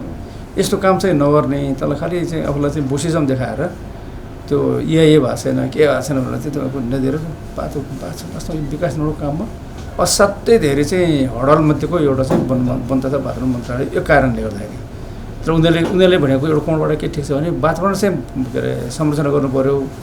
जथाभावी अन्धधुन्ध ऱ्यान्डमली चाहिँ जङ्गल काट्नु भएन होइन, खनी खसरी गर्नु भएन, डोजर लगाउनु भएन भन्ने कुरा चाहिँ उपयुक्त हो। तर त्यसको पनि चाहिँ म्यानेज गर्नु पऱ्यो। कहीँ न कहीँ तपाईँको वातावरण र निर्माणलाई चाहिँ सन्तुलन गरेर लैजानु पऱ्यो भन्ने कुरोमा चाहिँ अहिले पनि स्पष्ट चाहिँ कानुनको अभाव चाहिँ छैन होला भन्ने लाग्छ।